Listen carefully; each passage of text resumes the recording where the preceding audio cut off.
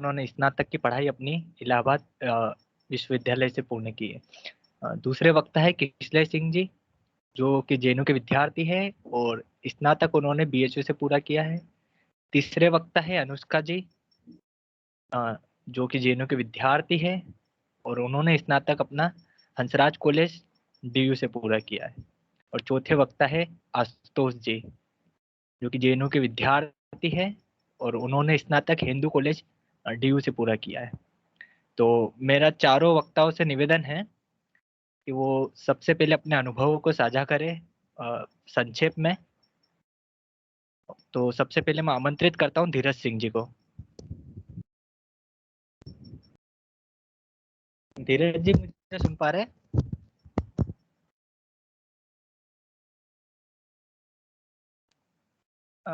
आशुतोष जी, एक बार सभी वक्ताओं का वीडियो और माइक चेक कर लीजिए।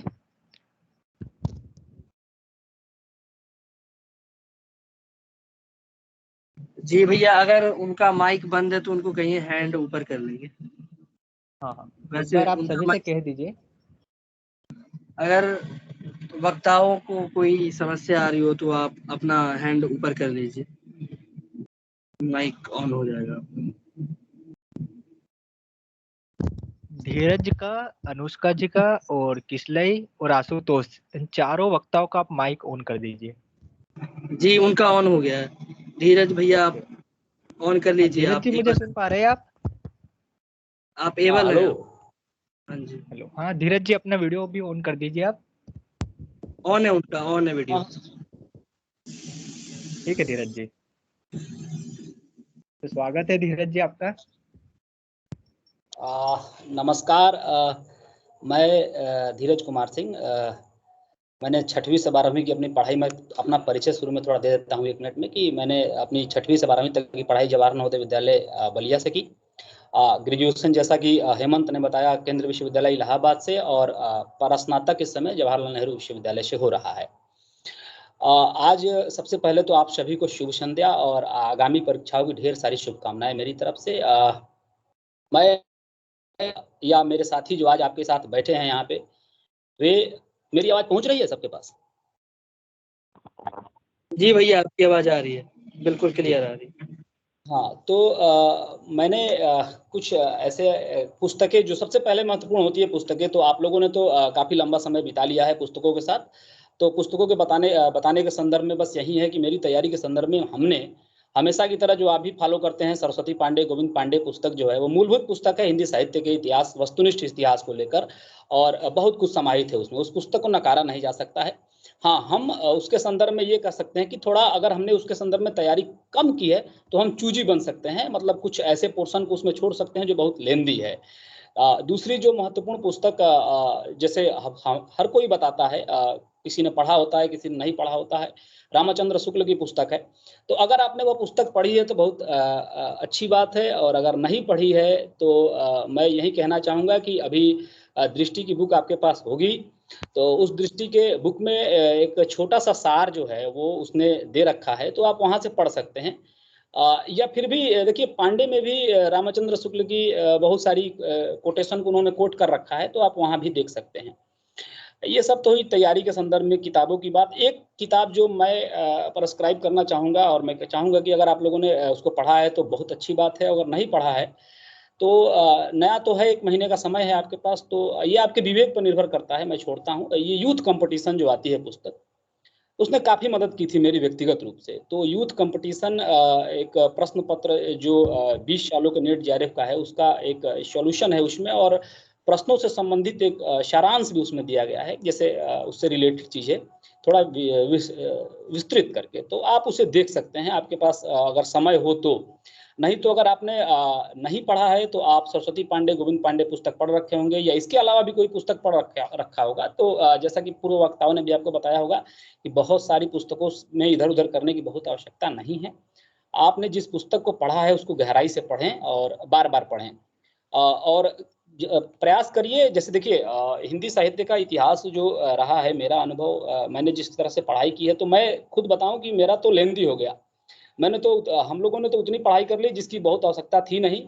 इसको इस तरह आप कह सकते हैं कि उन लेखकों या रचनाकारों को भी मैंने पढ़ा जिनकी हिंदी साहित्य में बहुत ज़्यादा उनका महत्व नहीं है, या ये कहें कि परीक्षाओं में, प्रतियोगी परीक्षाओं में वे पूछे नहीं जाते हैं। जैसे अब शमशेर सिंह नरूला जैसे लेखक हो गए, हिंदी उपन्यास में कई सारे ऐसे बंदोपाध्याय जैसे लेखक हो गए, तो इनकी बहुत ज़रूरत नहीं है, लेकिन हम लोग पढ़ जाते हैं क्योंकि ऐसा लगता है कि नहीं, कहीं से भी पूछ सकता है, एंट्रेंस है जेएनयू का, तो वो कहीं से भी पूछ सकता है। लेकिन देखिए, अगर आपने बहुत लंबी तैयारी नहीं की है तो मैं इन लेखकों से आपको बचने को कहूँगा कि आप लोग इन लेखकों से बचने का एक प्रयास करिए और कोशिश करिए कि जो हिंदी साहित्य में महत्वपूर्ण लेखक हैं उनको आप चुनिए। जैसे आप आदिकाल, अगर आदिकाल, भक्तिकाल और भक्तिकाल को उठाएं तो सरस्वती पांडे की पुस्तक बहुत है आपके लिए, और आप उसको करने के बाद सबसे ज़्यादा महत्वपूर्ण जो जरूरी चीज़ हो जाती है वो ये है कि आप अधिक से अधिक जो है वो प्रश्नों को सॉल्व करें।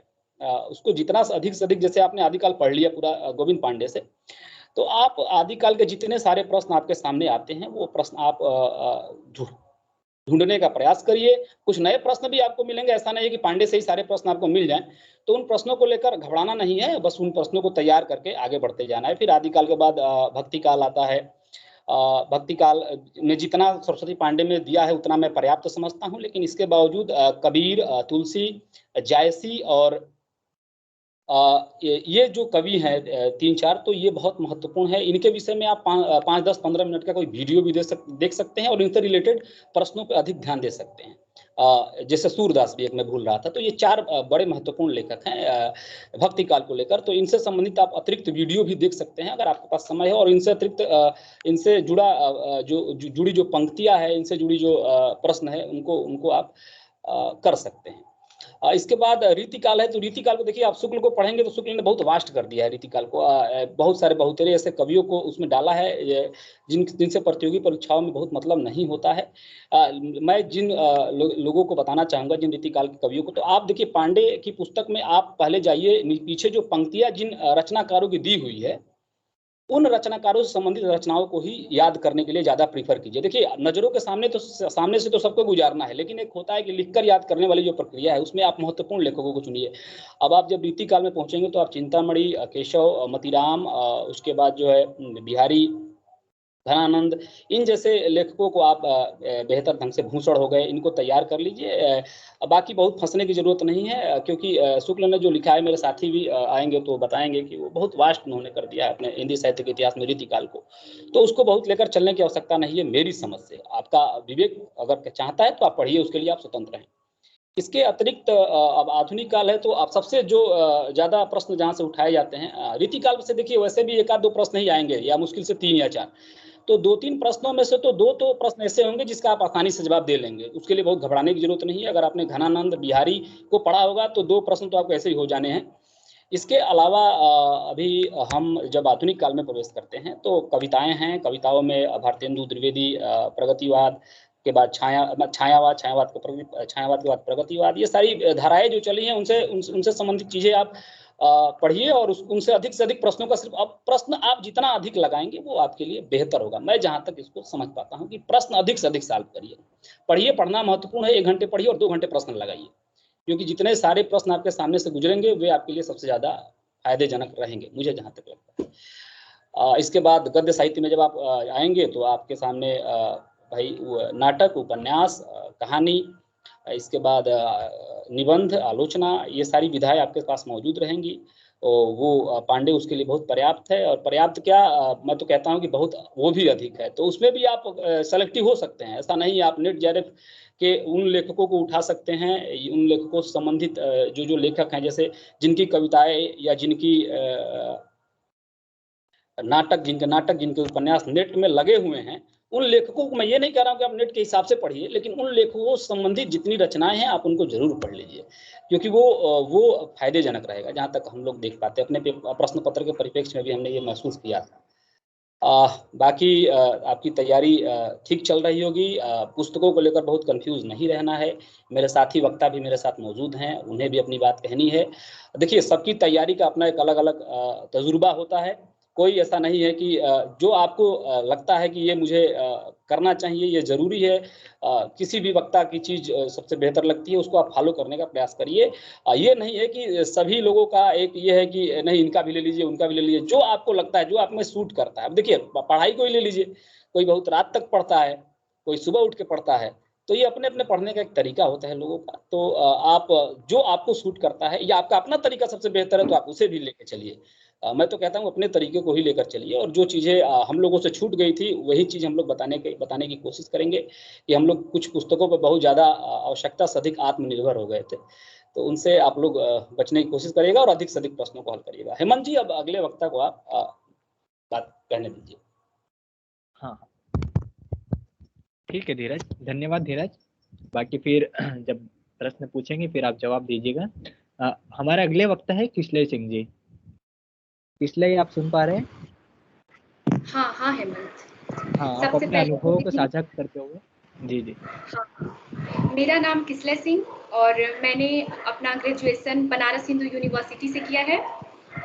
मैंने तैयारी के वक्त मैंने क्या क्या पढ़ा है, कैसे पढ़ा है, मेरा जो भी एक्सपीरियंस रहा है और क्या गलतियां हम लोगों ने की एग्ज़ाम टाइम में और क्या नहीं करना चाहिए, और लास्ट के 1 महीने जो बचे हैं इसमें आपकी स्ट्रेटजी क्या होनी चाहिए और सिस्टमेटिक ढंग से आप पढ़ाई कैसे कर पाएँ। हम इंट्रो के बाद 1 बाय 1 आप लोगों के क्वेश्चन होंगे, मैं बुक सजेस्ट करूँगी जो मैंने पढ़ा है और जो भी आप पूछेंगे मैं उसका जवाब दूँगी। और अपना एक्सपीरियंस कि मैंने 8 महीने पहले कैसे पढ़ाई की थी एग्ज़ाम से, और एग्ज़ाम के 4 महीने पहले और एग्ज़ाम आने के 1 महीने पहले कैसे पढ़ाई की थी, वो मैं बारी-बारी से आप लोग को बताऊँगी। हेमंत, अब नेक्स्ट आशुतोष और अनुष्का अपना इंट्रो दे दें, फिर हम जो लोग पूछेंगे बताते चलेंगे। ठीक है। हाँ, तो हमारे अगले वक्ता है अनुष्का। अनुष्का जी, आप संक्षेप में अपना अनुभव साझा करिए। अनुष्का, आवाज आ रही है आपको? हाँ हेमंत, आ तो रही है, मेरी हाँ, आवाज बिल्कुल। पता नहीं क्यों। आवाज हाँ, आ रही आ है रही मेरी? है मुझे। हाँ, बिल्कुल आ रही है आपकी आवाज। अच्छा, मुझे नेटवर्क शो नहीं समस्या हो सकती है थोड़ी। हाँ हाँ। मेरा नाम अनुष्का मधेसिया और मैं कुशीनगर डिस्ट्रिक्ट की रहने वाली हूँ। और मैंने अपनी तैयारी मोस्टली शुरू ही किया था 4 महीने पहले। बहुत बेहतरीन तरीके से पढ़ना तो जब एग्जाम डेट आया उसके बाद से मैंने पढ़ा। और उसके पहले भी मैंने ग्रेजुएशन के दौरान अंत में 3-4 महीने की पढ़ाई की थी। मैं दिख रही हूँ क्या? बिल्कुल आप दिख रहे हैं। हाँ, आप दिख रहे हैं मुझे। अरे तो सभी को आप दिख रहे हैं। मुझे कुछ शो क्यों नहीं हो रहा है यार? हाँ, हो सकता है कुछ नेटवर्क प्रॉब्लम हो। आप दिख रहे हैं, आप कंटिन्यू रखें। अच्छा। हाँ तो और मैंने भी वही सारी किताबें पढ़ी जो और हमारे दोस्तों ने पढ़ी हैं, और आप सबको पता है, आप पढ़ भी रहे होंगे कि जो आपको किताबें पढ़नी है। और अभी आप इस हालत में नहीं है कि आप कुछ नई किताबें फिर से शुरू से पढ़ सकें। अभी तक आपने जो भी पढ़ा है उसको ही आप एनालिसिस करें, बार बार उस पर सोचें। और हेमंत ने जो मुहिम छेड़ी है, टेस्ट सीरीज आप करें और उसका बहुत फायदा मिलने वाला है आपको। और आप यही है कि जो भी आपने अभी तक पढ़ा है ज़्यादा से ज़्यादा, और भी अरिहंत की एक बुक आती है, आप उसमें भी लास्ट ईयर जैसे धीरज ने बताया कि यूथ पब्लिकेशन की कोई बुक आती है, तो ऐसे ही अरिहंत की भी आती है। तो आप अरिहंत का भी ले सकते हैं, उससे भी आप क्वेश्चन, सबसे ज़्यादा इम्पॉर्टेंट होता है कि आप कितना टेस्ट सॉल्व करते हो। तो आप ज़्यादा से ज़्यादा प्रश्न सॉल्व करो, इसका ही फायदा आपको मिलने वाला है। क्योंकि उस टाइम 3 घंटे जो हमें मिलते हैं एग्जाम टाइम में, उसमें हमारा प्रेजेंस ऑफ माइंड देखा जाता है। तो हम कितना उस टाइम अलर्ट रह पाते हैं क्वेश्चंस को लेके, कितना हम कैसे हम हैंडल कर पाते हैं, बस वो चीज़ें मायने रखती हैं। तो अभी आप कुछ नया ना पढ़ें, बस आप खुद को जितना आपने पढ़ा है उसको ही रिवाइज करते रहें और ज़्यादा से ज़्यादा टेस्ट पेपर सॉल्व करें। हेमंत, मेरा हुआ, आप आशुतोष। ठीक है। हाँ, हमारे अगले वक्ता है आशुतोष मावर जी। आशुतोष मावर जी, आप सुन पा रहे हैं? आशुतोष जी, आवाज आ रही है? आवाज आ रही है? हाँ, बिल्कुल आपकी आवाज आ रही है। आप अपने अनुभवों को साझा कर दीजिए सबसे पहले तो। हाँ, मैं आशुतोष हूँ और मैं जयपुर राजस्थान का रहने वाला हूँ और हाल फिलहाल में भारतीय भाषा केंद्र JNU का MA का विद्यार्थी हूँ। मैंने अपनी स्नातक जो है हिंदू कॉलेज दिल्ली विश्वविद्यालय से की है। जो हेमंत ने ये कार्यक्रम रखा है, इसका उद्देश्य यही है कि आप सबका बहुत गहरे स्तर पर फ़ायदा हो, क्योंकि प्रवेश परीक्षाएं आजकल बहुत कठिन होती जा रही हैं और जेएनयू के विषय में तो ये हमारे साथ पिछले साल हुआ ही कि बिल्कुल अनप्रिडिक्टेबल पेपर आ गया जैसा हमने सोचा नहीं था। ये तो और अब आपके ऊपर ये है कि आप अंदाज़ा लगा सकते हैं कैसा पेपर आ सकता है आपके लिए, उससे कठिन भी आ सकता है, उससे थोड़ा मीडिएट भी आ सकता है, लेकिन कोशिश करिए कि वहाँ तक तैयारी हो आपकी जैसा हमारा पेपर आया था, क्योंकि मैं उसके लिए बिल्कुल तैयार नहीं था और शायद मेरे साथी भी ना रहे होंगे। मेरे कुछ वरिष्ठ साथियों ने बताया भी किस तरह उन्होंने तैयारी की। मैं पुस्तकों पर केंद्रित होकर बात नहीं करना चाहता, मैं दरअसल तैयारी विशेष पर मैं कहूँगा कि क्योंकि पुस्तकें आप सबको पता है, आप इतने लंबे समय से या तो साहित्य के या गैर साहित्य विद्यार्थी होंगे, तो पुस्तकें तो आपके पास होंगी ही और आप खोज भी लेंगे और अभी जैसे तेरे से कई सारी पुस्तकों का नाम बताया भी। मूल सवाल है आपकी तैयारी किस तरह हो और आप किस तरह तैयारी में संलग्न रहें, क्योंकि साहित्य में ये है कि आपका दरअसल कंटिन्यूटी बनी रहे। सवाल ये है क्योंकि आप अलग-अलग काल विशेष को, अलग-अलग समय सीमाओं की कविताओं को, उपन्यासों को, जो भी विधाएँ हैं उनको पढ़ते हैं तो आप एक तरह से अलग माहौल में चले जाते हैं। ऐसा मैं मानता हूँ और इसे मैंने पढ़ने के दौरान महसूस भी किया था। क्योंकि जैसे उपन्यास लिखे जा रहे थे बहुत पहले भी और आधुनिक काल में भी लिखे जा रहे हैं, तो किस तरह आप चीज़ों को किस तरह अपने आप को ऑब्ज़र्व करते हैं कि किस तरह चीज़ें अलग आपको कैसे आधुनिक काल में कुछ पढ़ा तो आपको सटीक रहे जानकारी कि हाँ, ये आधुनिक काल विशेष की जानकारी है और आदिकाल में पढ़ते हैं तो आदिकाल विशेष की जानकारी आपके पास हो। और तैयारी से रिलेटेड सबसे अच्छी बात ये है कि आप ऐसे विश्वविद्यालय की तैयारी कर रहे हैं जो अपने आप में सबसे सर्वोत्तम है और साहित्य विशेष और मानविकी विषयों में उसका स्थान सबसे ऊपर है। तो आप ऐसी तैयारी कीजिए कि आप पेपर देते समय पूरे कॉन्फिडेंस के साथ जाएँ और आपको यकीन हो कि हाँ, मैं दे सकता हूँ और मैं सिलेक्शन ले सकता हूँ, क्योंकि सीटें कम होती जा रही हैं लगातार और विद्यार्थी बढ़ते जा रहे हैं। दिल्ली विश्वविद्यालय में भी यही हाल है और जवाहरलाल नेहरू विश्वविद्यालय में भी। आप लगातार तैयारी करते रहें और अपने मूल्यांकन को भी देखें। जो हेमंत टेस्ट सीरीज चला रहा है, ये आपको बहुत ज़्यादा मदद करेगी जब आप पेपर देने जाएँगे। तो इसमें इतने सारे क्वेश्चंस का समावेशन है कि आपको वहाँ बहुत सारे क्वेश्चंस मिल जाएँगे। तो अगर मैं कहना चाहूँ, ये अतिशयोक्ति तो नहीं होगी कि आपको सारे क्वेश्चन मिल जाएँगे, क्योंकि बहुत डीप एनालिसिस के साथ वो सारे क्वेश्चन तैयार किए जा रहे हैं। तो आप उनके साथ लगातार जुड़े रहें प्रश्नों के साथ। और तैयारी इसका आधार ये है कि आप किताबें तो पढ़ें, साथ-साथ साहित्य में आपका किस तरह संबंध स्थापित हो रहा है, क्योंकि जो गैर साहित्य विद्यार्थी हैं उनके लिए बहुत आवश्यक है। किस तरह वे साहित्य को समझ रहे हैं, किस तरह उसकी समझ को वे ऑब्ज़र्व कर रहे हैं, क्या वे नया सीख रहे हैं, क्योंकि ये मनुष्य से जुड़ा सब्जेक्ट है। ये कोई मैथ्स या स्टैटिक्स नहीं है कि आप कुछ अलग पढ़ेंगे और आपकी ज़िंदगी अलग चल रही है। ये बहुत बड़ा टचिंग वाला सब्जेक्ट है, तो आप इसके साथ कैसा संबंध स्थापित करते हैं, ये आपको बाद में फिर अगर आप सेलेक्ट हो जाते हैं तो क्लास में आपको झलकेगा वो सारी चीज़ें। दरअसल मैं जो हूँ सब्जेक्टिव के पक्ष में हूँ, मैं नहीं चाहता कि वस्तुनिष्ठ पेपर हो, क्योंकि ये दरअसल विद्यार्थियों के लिए ठीक है कि वे पास कर जाते हैं और अच्छे नंबर भी ले आते हैं और समझ भी होती है उनके पास। लेकिन साहित्य के लिए ज़रूरी ये है कि आप सब्जेक्टिव हो, आपको पता हो कि उसका मूल अर्थ क्या है, आपकी समझ विकसित हो। दरअसल सवाल ये है, समझ का विषय है यहाँ पे। आपकी समझ विकसित हो और आप फिर जब आप क्लास में सिलेक्ट हो जाते हैं तो फिर वही समझ आपकी मदद करती है साहित्य में आगे संलग्न रहने के लिए। और अब मैं हेमंत को कहूँगा कि वो आगे शुरू करें जो भी बातचीत है। ठीक है। धन्यवाद आशुतोष। हाँ, हमारे अब चारों वक्ताओं ने अपना अनुभव साझा किया है। तो मुझे लगता है कि आपको इनको सुनकर कुछ न कुछ तो मिलेगा ही। अब हम अगली कड़ी में प्रश्नोत्तर की तरफ बढ़ रहे हैं। तो आप जितने भी अभ्यर्थी यहाँ पर जुड़े हुए, सब बारी-बारी से अपने प्रश्न पूछ सकते हैं। बाकी आशुतोष जी, आप बता दीजिए उनको किस तरह से प्रश्न पूछना है, या सभी को हम ऑन कर रहे हैं, सभी का माइक, या क्या कर रहे हैं, बता दीजिए आप एक बार। नहीं, मैं सभी का माइक ऑन नहीं करूंगा क्योंकि वो डिस्टर्ब क्रिएट करेंगे। तो आपका जो भी प्रश्न है आप हैंड रेज करिए, जिसका पहले होगा मैं उसको माइक अलाउ कर दूंगा। आप उसका नाम ले लूंगा, वो अपना प्रश्न पूछे, फिर उसको मैं माइक डिसेबल कर दूंगा।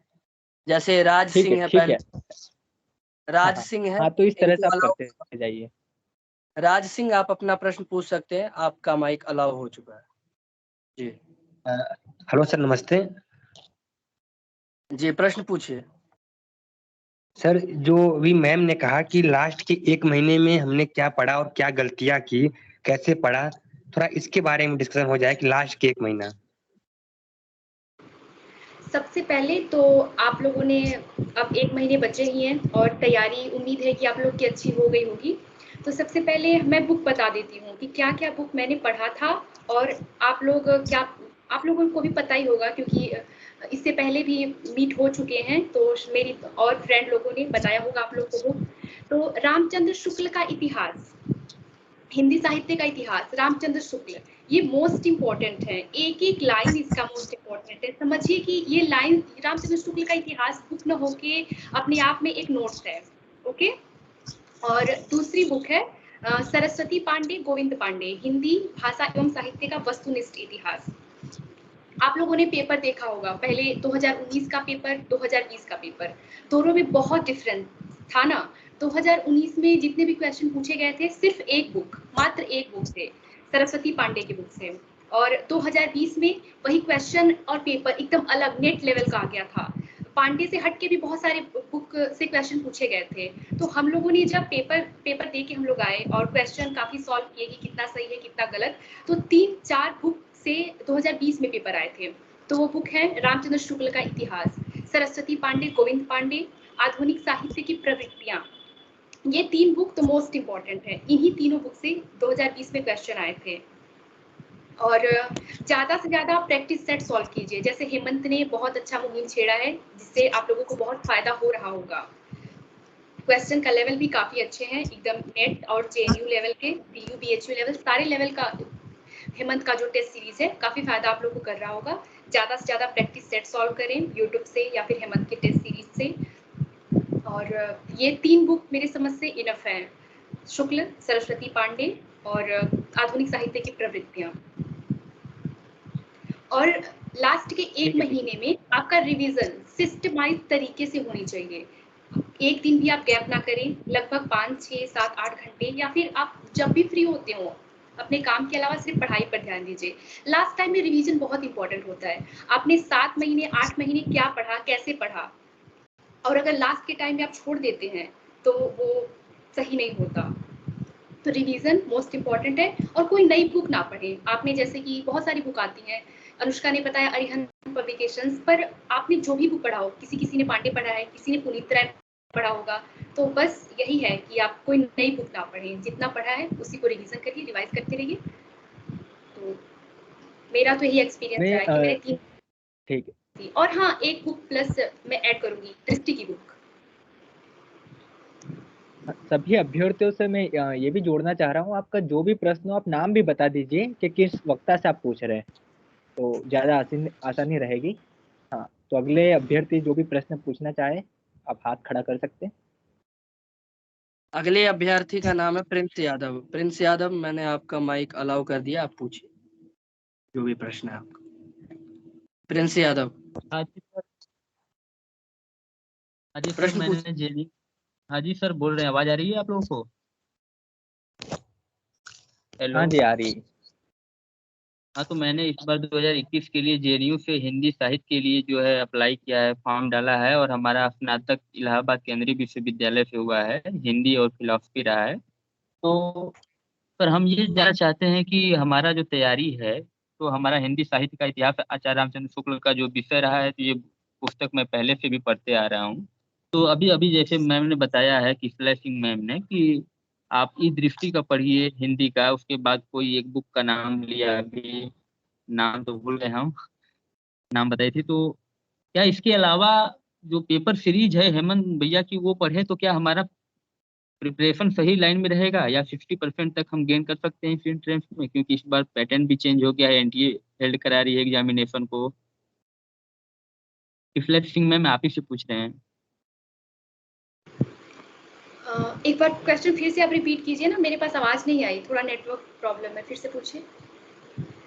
हाँ जी मैम, मैंने बोला कि जेएनयू का हिंदी साहित्य हम परास्नातक करना चाहते हैं, तो हमारे पास आचार्य रामचंद्र शुक्ल की हिंदी साहित्य का इतिहास है, तो इस पुस्तक को मैं पहले से पढ़ते आ रहा हूँ, तो आदिकाल की गाथा से लेकर के आधुनिक काल तक की उसमें जो सारी बातें दी गई हैं उसका मैंने क्या है। उसके अलावा आपने दृष्टि का बताया, तो दृष्टि का अभी हमने हिंदी, क्योंकि यूपीएससी की प्रिपरेशन कर रहे हैं, हम अनअकैडमी पे सब्सक्रिप्शन लिए हुए हैं, तो मेरा जो ऑप्शनल है वो हिंदी साहित्य ही है। तो क्या हम, मैम आपने जो बताया गाइडलाइंस या प्रेफरेंस दिया कि अगर एक अच्छा मार्क्स स्कोर करना है जेईई में, उसके लिए जो आपने गाइडलाइंस बताया उसको हम पूरा कर रहे हैं, तो क्या अभी ये इतना सफिशियंट है या फिर हमें कुछ और करना चाहिए?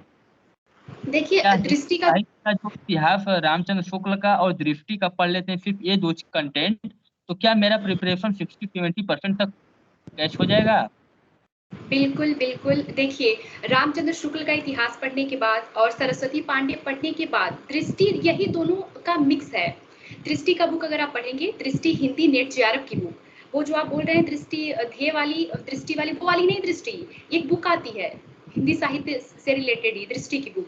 उसमें अगर मैंने पढ़ा तो मैंने इतना समझा कि उस बुक में हिंदी साहित्य का इतिहास प्लस सरस्वती पांडे का मिक्स है।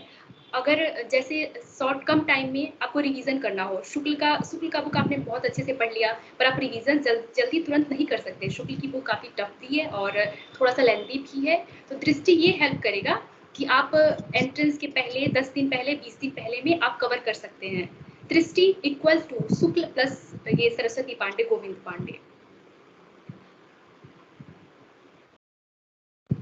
और अगर आप इतना पढ़ लेते हैं तो मुझे लगता है कि 60-70% प्रिपरेशन तो फिर हो सकती है, अच्छी हो जाएगी।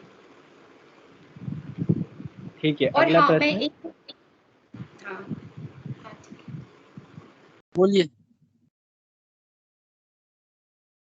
आमंत्रित करूं अगले प्रश्न को। अगले हैं रवि झा। रवि झा जी, आपका माइक ऑन हो गया, आप प्रश्न पूछिए। हाँ हेलो, आवाज जा रही है क्या? बिल्कुल आ रही है, आप प्रश्न पूछिए। जी बिल्कुल। मैं रवि झा बनारस हिंदू यूनिवर्सिटी से हूँ। मेरा प्रश्न धीरज सिंह भैया से है। भैया ये बताइएगा कि निबंध के सिलेबस में क्या और कितना पढ़ा जाए, क्योंकि ये जैसे रामचंद्र शुक्ल का निबंध है, थोड़ा सा कंफ्यूजिंग है कि मतलब श्रद्धा भक्ति है या किससे, वो स्टेटमेंट अचानक से आता है तो वो बहुत मतलब कंफ्यूजिंग होता है। उसे पढ़ने के शैली के बारे में और थोड़ा सा निबंध के सिलेबस के बारे में प्रवेश परीक्षा के दृष्टिकोण से क्या बताइएगा। हाँ हेलो, हाँ आवाज आ रही है मेरी? हाँ भैया, हाँ भैया, हाँ भैया, आ रही है। रवि, जैसे कि आपने निबंध के संदर्भ में बात की, तो देखिए निबंध शैली को लेकर या उसकी कल्पना शक्ति को लेकर ऐसे प्रश्न आपसे एंट्रेंस एग्जाम में नहीं पूछे जाएंगे। निबंध में आपने महत्वपूर्ण लेखकों को, मैंने बार बार इसलिए मैं महत्वपूर्ण लेखकों को कोट कर रहा हूं क्योंकि जब प्रश्नकर्ता प्रश्न पत्र सेट करेगा तो उसके दिमाग में बड़े बड़े लेखक होते हैं निबंध को लेकर, जैसे हजारी प्रसाद द्विवेदी, नामवर सिंह जैसे लोग उसके दिमाग में हमेशा रहते हैं। तो इन लेखकों को आप एक जगह सॉर्ट आउट कर लीजिए, एक सफेद पेज पे आप लेकर लिख लीजिए कि हिंदी साहित्य के जो निबंध को लेकर जो महत्वपूर्ण लेखक हैं, वैसे 10 लेखकों 15 लेखकों को चुन लीजिए और उन 15 लेखकों से संबंधित सारी रचनाएं उनकी जो है वो आप जरूर पढ़ लीजिए। बाकी पढ़ने के लिए बहुत सारी चीजें दी हुई है और मुझे लगता है, मैंने जहाँ तक देखा है पांडे को, तो पांडे में भी निबंध को लेकर तो 3-4 ही या 5 पेज तक है। तो आप उसको सरसरी निगाह से देख लीजिए और जो महत्वपूर्ण आपको लगते हैं लेखक, आपको क्या लगते हैं वो हिंदी साहित्य में है भी। अब हजारी प्रसाद द्विवेदी जैसे, नामवर सिंह जैसे, रामचंद्र शुक्ल का निबंध हो गया, तो इन लोगों के निबंधों को आप जरूर देख लीजिए। निबंध के अंदर से जहां तक प्रश्न आने की बात है कि कोई निबंध है उसके अंदर से कोई बात आपसे पूछ ली जाए, तो देखिए उतना तो अगर आपका ग्रेजुएशन में हिंदी रहा है तब तो आपने किताबें पढ़ी होंगी तो जरूर आपके लिए बोनस है। लेकिन अन्य अभ्यर्थियों के लिए थोड़ा अजीब है कि वो वस्तुनिष्ठ तो पढ़े ही और उस निबंध विशेष के अंदर घुस के उन चीज़ों को भी सीखें। तो ये मुश्किल है इस समय, और इस चीज़ की सलाह मैं नहीं दूंगा कि आप अब जाकर ये रामचंद्र शुक्ल की कोई निबंध उठाकर उसको पढ़ना शुरू करिए, या हजारी प्रसाद द्विवेदी कोई निबंध महत्वपूर्ण निबंध उठा के पढ़ना शुरू करिए। ये मुझे नहीं लगता है कि इस समय ठीक है। अगर आपने पढ़ रखा है तो ये आपके लिए बोनस की बात है, और जितना वस्तुनिष्ठ आप इस समय निबंध को लेकर रहे हैं उतना ही ठीक है, और इतने प्रश्न आपसे नहीं अंदर से किए जाएंगे जहां तक हमें लगता है, और किए भी जाएं तो जैसे चिंतामणि हमेशा मेरे साथियों ने बताया होगा, हमने तो नहीं पढ़ी थी और मुझे लगता है कि मेरे बहुत सारे साथियों ने नहीं पढ़ी थी। इसमें कोई ऐसा नहीं है कि हमने बहुत सारी चीजें पढ़ के रखी थी, ऐसा कुछ नहीं किया था। चिंतामणि नहीं पढ़ी थी, मेरे तो बहुत सारे साथी हैं, मैं आपको बताऊं, उन्होंने शुक्ल तक नहीं पढ़ा था, उनका भी सिलेक्शन हुआ है। कुछ लोग अभी आपके पहले दिन जब वक्ता आए थे लोकेश, तो उन्होंने आपसे बताया था कि मैंने बस एक पीली पुस्तक पढ़ी थी, वो पुस्तक मेरे पास भी है और उस पुस्तक को मैंने नहीं पढ़ा था। देखिए वो किसकी है, हाँ प्रतियोगिता साहित्य की है। उस पुस्तक यहीं पढ़ी हुई है और मैंने आज तक उस पुस्तक को पढ़ा नहीं है। मैंने शुरू में अरिहंत को पढ़ लिया था, उसके बाद में पता चला कि पांडे नाम की भी कोई पुस्तक आती है तो उसको पढ़ना शुरू किया और अंत तक हम लोग पांडे में ही रह गए, क्योंकि सीनियर्स से जब बात होती थी तो वो लोग कहते थे कि पांडे को ही फॉलो करिए, पांडे कई किताबों का मिश्रण है। तो इस संदर्भ में पांडे को हम लोगों ने फॉलो किया और हमारा तो पूरा समूह ही पांडे को ही फॉलो करने लगा। और पांडे तो कई विद्वान हैं साथी जो 20-20 बार 10-10 बार 15-15 बार लिखकर पांडे उन्होंने खत्म की, बहुत बार पढ़ा उसको। चूंकि टाइम भी बढ़ता गया, एक्सपेंड करता गया कि परीक्षा कब होगा, यही कोरोना का दौर उस समय भी शुरू हुआ था जो आज भी चल ही रहा है। तो कि डेट बढ़ते गया, हम लोग अधिक से अधिक हम लोगों को समय मिलता गया। जिन लोगों ने लापरवाही नहीं की, जिन लोगों ने लगातार जारी रखा, अच्छे से अच्छे टेस्ट सीरीज में प्रश्न लगाए, टेस्ट सीरीज तो नहीं थी, हेमंत ने ये बहुत बढ़िया एक काम शुरू किया है और बहुत एकदम कह ले कि ये इतने मार्जिनल तरीके से काम हुआ है कि ये आपके लिए बहुत बड़ी बात है। मैं कह रहा हूँ कि हम लोगों के समय ऐसी कोई स्थिति नहीं थी। हमारे समय तो एक प्रश्नकर्ता यूट्यूब पर कोई शुभम नाम का था, तो हमने उसे फॉलो करना शुरू किया था, मुझे याद है आज भी।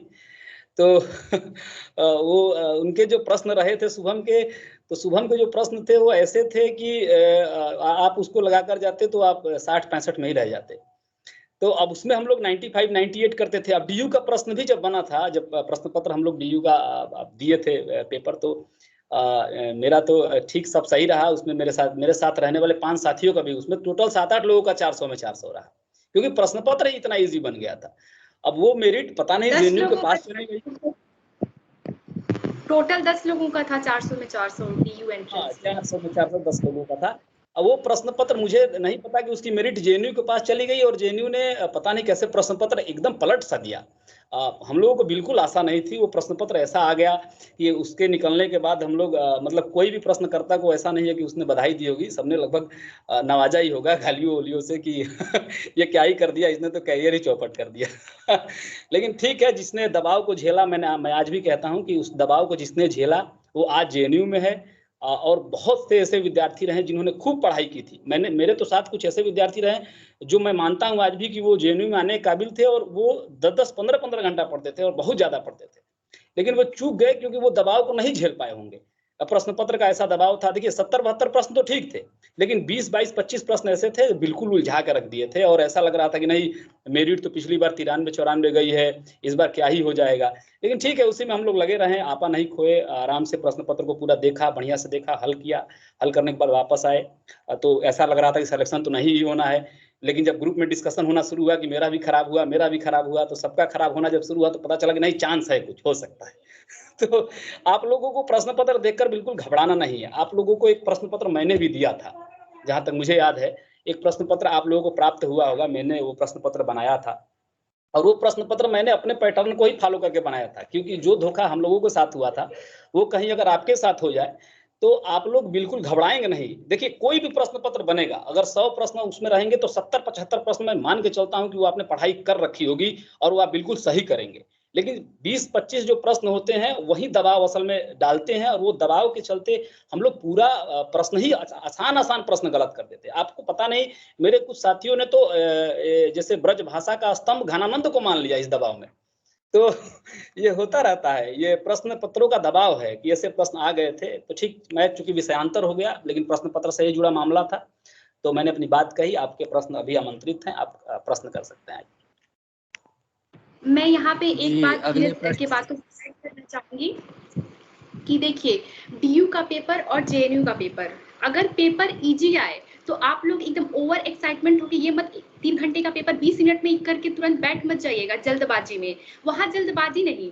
और जेएनयू के पेपर जो इतना टफ सोच के आप कॉन्फिडेंस मत डाउन कीजिए, ये मत सोचिए कि पेपर टफ है तो वहां पे ये बिल्कुल मत सोचिएगा कि मेरा सिलेक्शन नहीं होगा या फिर ऐसा कुछ। पेपर अगर टफ आता है तो सबके लिए आता है। आप बस ये सोचिए अगर पेपर टफ आता है तो सबके लिए आएगा और कट ऑफ कम जाएगा। वहां पे बस आप 1 साल में क्या पढ़े, आप कितने साल में क्या पढ़े वो 3 घंटे का समय ही डिसाइड करता है आपके सिलेक्शन का। तो वहाँ पे कॉन्फिडेंस, ओवर एक्साइटमेंट और कॉन्फिडेंस, ओवर एक्साइटमेंट बहुत ज़्यादा हो और कॉन्फिडेंस ना लूज हो। ठीक है,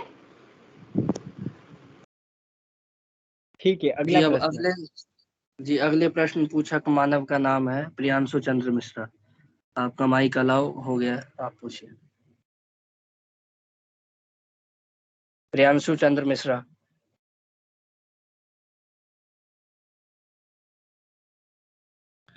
चलिए उनका वो नहीं अगला पूछेंगे। ले लीजिए। कुबेरनाथ, आपका माइक अलाउ हो गया, आप पूछिए। कुबेरनाथ। सर मेरा प्रश्न ये है कि मुझे ज्यादा इस पेपर के बारे में पता नहीं है, तो इसकी कट ऑफ क्या जाती है और माइनस मार्किंग होता है या नहीं होता है, इसके बारे में कुछ बताइए। मैं वैसे इकोनॉमिक्स ऑनर्स से हूँ, DU से। मुझे हिंदी में देना है। हिंदी मैंने दृष्टि का जो DLP प्रोग्राम होता है वो पढ़ रखा है, बाकी और कुछ खास किताब नहीं पढ़ रखा। तो बताइए अब मैं क्या करूँ, कैसे करना चाहिए। धीरज सिंह सर बताएं।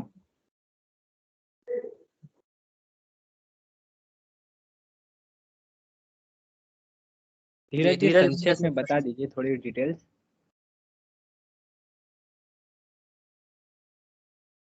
धीरज आपका माइक। अच्छा, माइक बंद किए हैं आप। मेरे जितने साथी, हम लोग भी तैयारी के समय में थे, तो ये बहुत एक मन में इंटरेस्ट वाली चीज होती है कि कट ऑफ क्या होगी, क्या होती है। सबके मन में होता है, ऐसा नहीं है कि इसके विषय में सोचना नहीं है, लोग सोचते हैं और ये कॉमन सी बात है। अभी हम इसके संदर्भ में बस इतना ही कहेंगे और सब लोग यही कहते हैं कि देखिए, कट ऑफ तो प्रश्न पत्र की प्रकृति पर निर्भर करता है। अभी आप देखिए 2019 का प्रश्न पत्र आप उठाकर देखेंगे तो उस समय जो जनरल की कट ऑफ गई थी वो 94 गई थी, EWS की 92 या 91 ऐसे करके गई थी। और जो हम लोगों के समय जो प्रश्न पत्र हुआ था उसमें जनरल की जो मेरिट है वो 85-86 गई थी, और जो EWS की है वो 83 गई थी, जो OBC की है वो 81। तो सीधे 10-11 नंबर का फासला हो गया था। तो ये तो सामान्य सी बात है, ये होता रहता है। वो प्रश्न कैसा बनता है, प्रश्न पत्र कैसा तैयार होता है, ये उस पर निर्भर करता है। और जहाँ तक रही आपकी तैयारी की बात, तो आप तो UPSC से कर रहे हैं। ये बहुत अच्छी बात है कि आप कर रहे हैं, लेकिन इसके साथ आपको वस्तुनिष्ठ पे भी ध्यान देना होगा। आप क्या करिए इस समय कि अधिक से अधिक प्रश्नों को देखिए। हेमंत तो करवा ही रहे हैं 100 प्रश्न आपसे रोज। इसके अलावा भी आपने क्या करना है कि बहुत तो ऐसा नहीं है कि आपके पास समय नहीं है, आप इतनी सी 4-5 पेज है भारतेंदु युग का सरस्वती पांडे में, उसको उठाएंगे आप, उसको पढ़ जाइए, उससे रिलेटेड प्रश्न लगा जाइए। द्विवेदी को उठाइए, दिन भर में आप चाहें तो भारतेंदु, द्विवेदी और ऐसे करके आप छायावाद तक खत्म कर सकते हैं। तो ये आपके पास पूर्वानुमान है ही कि उसमें क्या होता है, छायावाद में या प्रगतिवाद में क्या होता है। तो प्रश्न को आप अधिक से अधिक उससे रिलेटेड सॉल्व करिए। अगर आपने वस्तुनिष्ठ बहुत नहीं देखा है तो आप प्रश्नों के आगे जाइए। ठीक है, अगला प्रश्न। अगले इनका नाम है विपिन कुमार द्विवेदी। पूछिए विपिन कुमार द्विवेदी जी, आपका माइक अलाउ है। सर मेरा प्रश्न है कि भारतीय पाश्चात्य काव्यशास्त्र और भारतीय काव्यशास्त्र और भाषा विज्ञान, इन तीनों पोर्शन पर कितना ध्यान दें। धीरज सिंह भैया से। हाँ ठीक है। मैंने इस संदर्भ में सोचा था कि काव्य शास्त्र। आशुतोष आप जवाब देंगे इसका, थोड़ा आप जवाब दीजिए। आशुतोष जी। हेलो, आप क्या बोल रहे हैं? काव्य शास्त्र और भाषा विज्ञान। मेरा सवाल है सर कि भारतीय काव्यशास्त्र, पाश्चात्य काव्यशास्त्र और भाषा विज्ञान पर कितना ध्यान दें। हाँ, इसका दरअसल ये बहुत, मैं इसको कठिनतम पोर्शन मानता हूँ साहित्य का, और वो है भी क्योंकि इसमें आपकी मेमोरी पावर इसमें ज़्यादा काम करती है। तो आप अगर इसमें आप बेस्ट हैं, जैसा आपने अपने स्व मूल्यांकन तो किया ही होगा कि आप कितनी चीज़ों को याद कर पाते हैं, जैसा आपने विभिन्न धाराओं या क्वेश्चंस को पढ़ा होगा, तो जो आपकी याद करने की क्षमता है और तो वो जिस तरह की है, तो आप फिर इन पर ज़्यादा फोकस कीजिए, जो भाषा विज्ञान वाला है। और जो पाश्चात्य और जो भारतीय काव्यशास्त्र है इन पर आप फिर पढ़ने की कोशिश कीजिए। फिर आपको ये, क्योंकि मैथमेटिक्स जैसा पोर्शन है, अगर आप अलंकार शास्त्र पढ़ रहे हैं और वहाँ कुछ भामा और दंडी वगैरह आ रहे हैं तो उनकी एक निश्चित किताबें हैं, और तो आप उन्हें याद करना बेहतर समझते हैं और आपको याद हो रही है, तो फिर आप लगातार सारा क्वेश्चन कवर कर लीजिए और इसको एक दो बार रिवाइज कर लीजिए और फिर आप इसको शार्प कर लीजिए, क्योंकि फिर इसमें आपको दोबारा पढ़ने की ज़रूरत नहीं होगी और आप सीधे प्रश्न आएंगे इससे, और फिर आप सीधा क्लिक कर देंगे और फिर आपका हो जाएगा। तो इसमें आप ज़्यादा से ज़्यादा याद करने की कोशिश करें और एक दो बार, क्योंकि इस पे फोकस होकर आप दूसरे क्वेश्चंस को डिले मत कीजिएगा कि मैं इस पे ज़्यादा फोकस करूँ, क्योंकि इससे ज़्यादा महत्वपूर्ण होकर तो मैं अगर देखूँ 7-8 प्रश्न बन पाएंगे। मैं बड़ा क्वेश्चन ही करिए, आप इस पर तैयार होकर कुछ करें। हाँ बोलिए धीरज। हाँ, मैं जो इन्होंने पूछा है भाषा और ये काव्य शास्त्र के संबंध में आशुतोष, तो उसमें एक चीज़ ये है कि भाषा और काव्य शास्त्र को लेकर तो बहुत घबराना नहीं है। जेएनयू इसको लेकर बहुत क्या कहते हैं, स्ट्रिक्ट नहीं है। मुझे लगता है कि हिंदी साहित्य के इतिहास पे उसका फोकस बहुत ज़्यादा रहता है और मुझे लगता है 85 से 95 तक के प्रश्न आपसे हिंदी साहित्य से ही बनते हैं, या 95 मान लीजिए। भाषा तक की जहाँ बात है, देखिए मैंने ये सोचा भी था, मैंने लिखा भी था आपके लिए कि भाषा के संदर्भ में आप जैसे आप भाषा प्रकरण जब शुरू करेंगे तो आप सिद्धांत प्रवर्तक आप सरस्वती पांडे में पढ़ लीजिए, भारतीय फिर भाषा की विशेषताएं जो मतलब सरल से जटिल की ओर चलती है कि जटिल से सरल की ओर चलती है, ऐसे 7-8 पॉइंट दिए गए हैं, वो देख लीजिए। इसके बाद भारतीय आर्य भाषा में पाली प्राकृत अपभ्रंश को देख लीजिए, और उसके बाद पेज नंबर 21 से 36 जो है सरस्वती पांडे का, पेज नंबर 21 से 36 उसमें लिपि है, व्याकरण का इतिहास है थोड़ा, और राजभाषा है। बहुत एक दो ऐसे करके पेज हैं, उसको आप लोग जरूर पढ़ लीजिए। और काव्य शास्त्र के लिए तो भाषा की बात रही, भाषा में आप लोगों को ये नहीं है कि आप लोगों से कोई ग्रामर वगैरह समास उसके अंदर घुस के कुछ और पूछेगा, ऐसी बिल्कुल संभावना नहीं है। अब पूछने वाला पूछ ले तो उसके लिए क्या किया जा सकता है, लेकिन नहीं पूछेगा, ये मान के चलिए कि नहीं पूछेगा। इसके बाद हिंदी जो हाँ, आपने काव्य शास्त्र की बात की। काव्य शास्त्र को लेकर देखिए ये है कि आप काव्य शास्त्र पूरा पढ़ जाइएगा, मतलब उसके विद्वान हो जाइएगा, फिर भी आप चारों में चारों प्रश्न हल कर सकते हैं। और अगर आपने सिर्फ वस्तुनिष्ठ उसका लगा लिया है तब भी आप चारों में चारों सही कर सकते हैं, मेरा ये मानना है।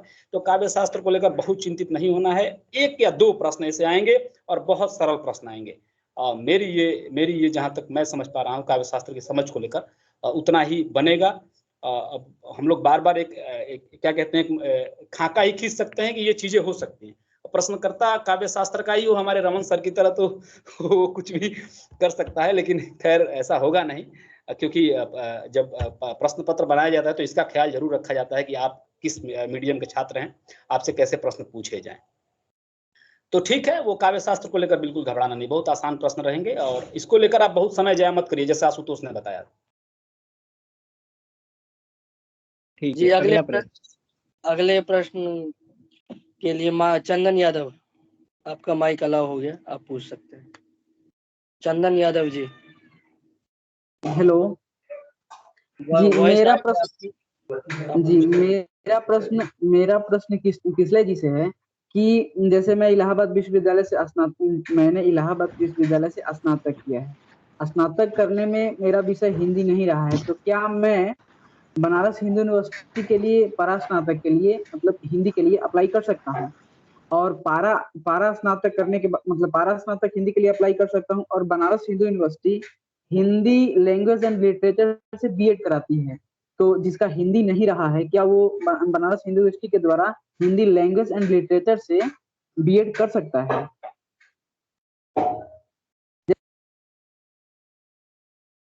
माइक को ऑन करिए आप किसले जी। आपका ग्रेजुएशन में एयू में हिंदी रहा ही नहीं है?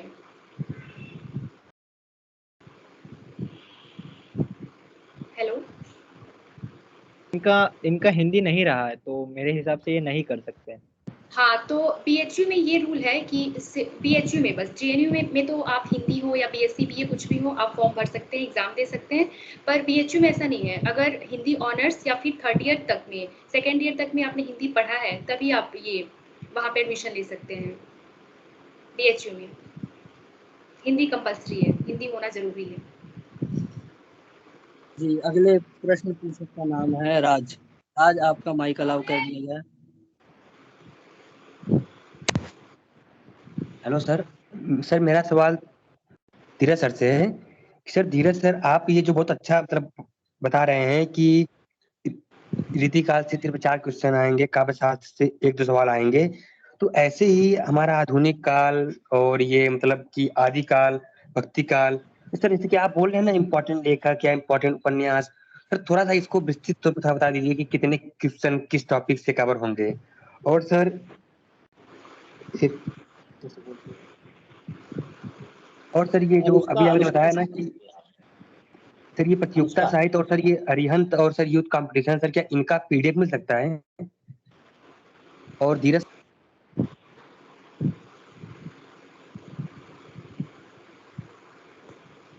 हाँ धीरज जी आप बताइए।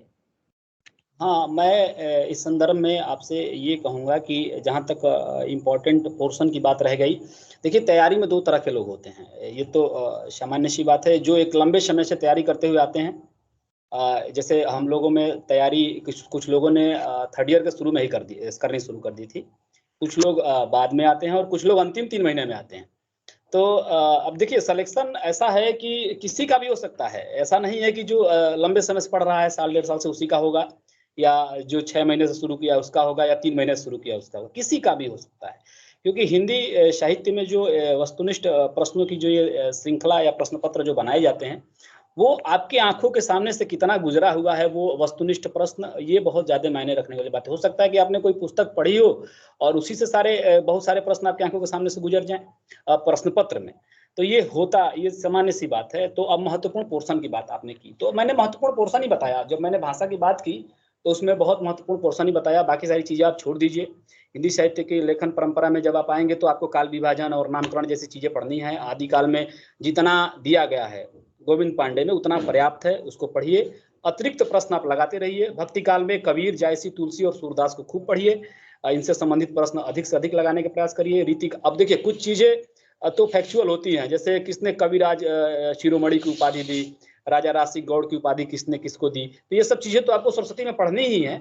लेकिन उसके अतिरिक्त कुछ ऐसा आप चाहते हैं, कुछ ऐसे कवि हैं जिनको पढ़ने की कोई आवश्यकता नहीं है, या आप उनको पढ़ने का समय नहीं है, तो आप उस समय थोड़ा चूजी होकर आप इन लेखकों को पढ़ सकते हैं जो हिंदी साहित्य में बहुत क्या कहते हैं मुकाम हासिल किए हैं। जैसे भक्ति काल में मैंने बताया ही 4 नाम। इसके अतिरिक्त जब आप रीति काल में आएंगे तो चिंतामणि केशव होंगे आपके सामने, भिखारी, मतीराम भूषण और बिहारी घनानंद। बिहारी घनानंद विशेष तौर पे।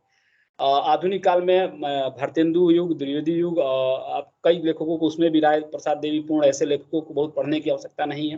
इन लेखकों को छोड़ सकते हैं।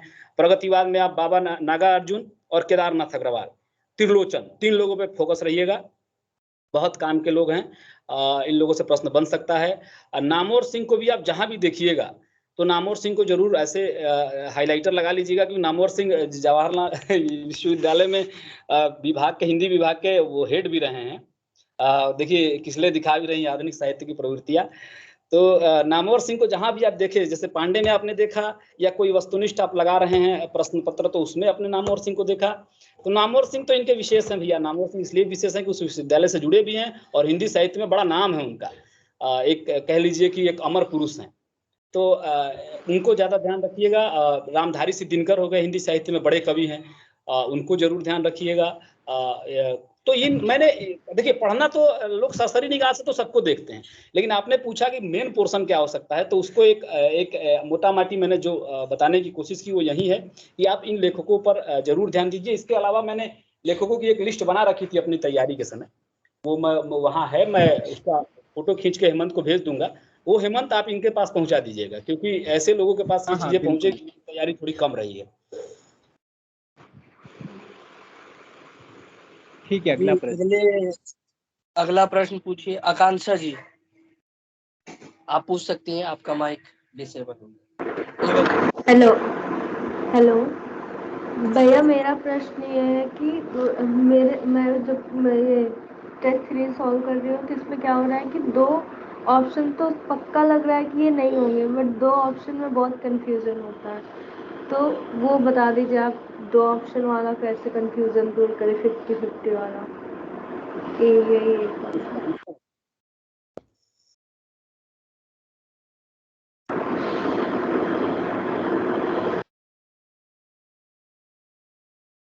आपका प्रश्न किस वक्ता से है? कोई भी जवाब दे दीजिए। अनुष्का जी आप बता दीजिए। चारों बता सकते हैं क्योंकि हम हमारे साथ भी जब भी हम सोल्व करते हैं तो ये 50-50 वाला तो होता ही है। मतलब दो तो हमें पता होता है कि ये दो बिल्कुल नहीं है, और दो में सच में हम कंफ्यूज हो जाते हैं, और शायद 2020 के पेपर में यही हुआ है। तो आप सभी बता सकते हैं इसको।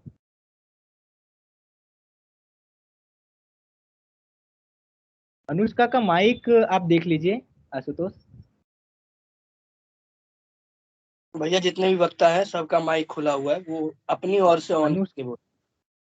अनुष्का अपना माइक नहीं, अनुष्का का माइक नहीं है ऑन, एक बार देख लीजिए आप।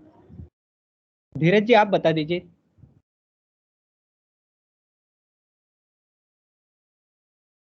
माइक ऑन करिए, धीरज माइक ऑन करिए।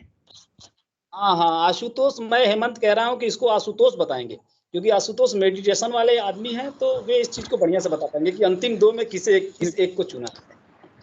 बिल्कुल बिल्कुल। हाँ धीरज। तो इसमें दरअसल मैं नाम याद कर पा रहा हूँ, तो आकांक्षा ने एक सवाल पूछा है, वो सही सवाल पूछ रही है। ऐसा होता ही है, और मतलब कोई भी परफेक्ट नहीं होता है। कभी कभी जो 20 सवाल जो आखिर में बच जाते हैं, जिन पे लड़ाई होती है फोकस, वहाँ फिर आप दोनों कंफ्यूजन होते ही होते हैं। तो इसमें आपका इंट्यूशन काम करता है। जब आप पढ़ते हैं तो आप एक इंट्यूशन क्रिएट करते हुए जाते हैं कि कैसे चीज़ें बदल रही हैं और किस तरह चीज़ें प्रोसेस में आ रही हैं। तो जब आप दो क्वेश्चंस में फंस जाते हैं, तो फिर वहाँ पे एक चीज़ जो सही आपको उस समय आपको लगेगी उन दो में भी कि हाँ ये थोड़ा हो सकता है। जब आप इसमें मैं यही कहूँगा कि आप इसमें उन दो में थोड़ा सा 10 सेकंड का और समय बढ़ा दें सोचने के लिए, क्योंकि जैसे आप समय बढ़ा देंगे तो आपका एक क्वेश्चन थोड़ा सा और परसेंट ले जाएगा याद करने के लिए कि हाँ ये थोड़ा और सही हो सकता है। और फिर आपने, मुझे लगता है कि जो इन दो सवालों की जो लड़ाई है दो ऑप्शंस की, इसमें इंट्यूशन काम करते हैं, और जो आपका इंट्यूशन अगर पावरफुल है तो आपको वो सही ऑप्शन दिलाएगा, और ऑप्शन आंसर ठीक भी होगा आपका। अनुष्का जी आप भी बताइए इस प्रश्न पर ही। माइक आवाज आ रही है मेरी? हाँ उनका माइक। आकांक्षा एग्जाम में ऐसा हो जाता है अक्सर। मैं अपना खुद का एक्सपीरियंस बता रही हूँ। ये लोभ और प्रीति से जो लास्ट ईयर प्रश्न आया था, वो एक्चुअली में वो निबंध हमें लगा हुआ था, और मैं उस प्रश्न पे करीब मैंने 20 मिनट दिए थे, और मुझे लग रहा था कि क्या होगा। मतलब इतना कंफ्यूज थी मैं, बहुत ज्यादा कंफ्यूज थी मैं।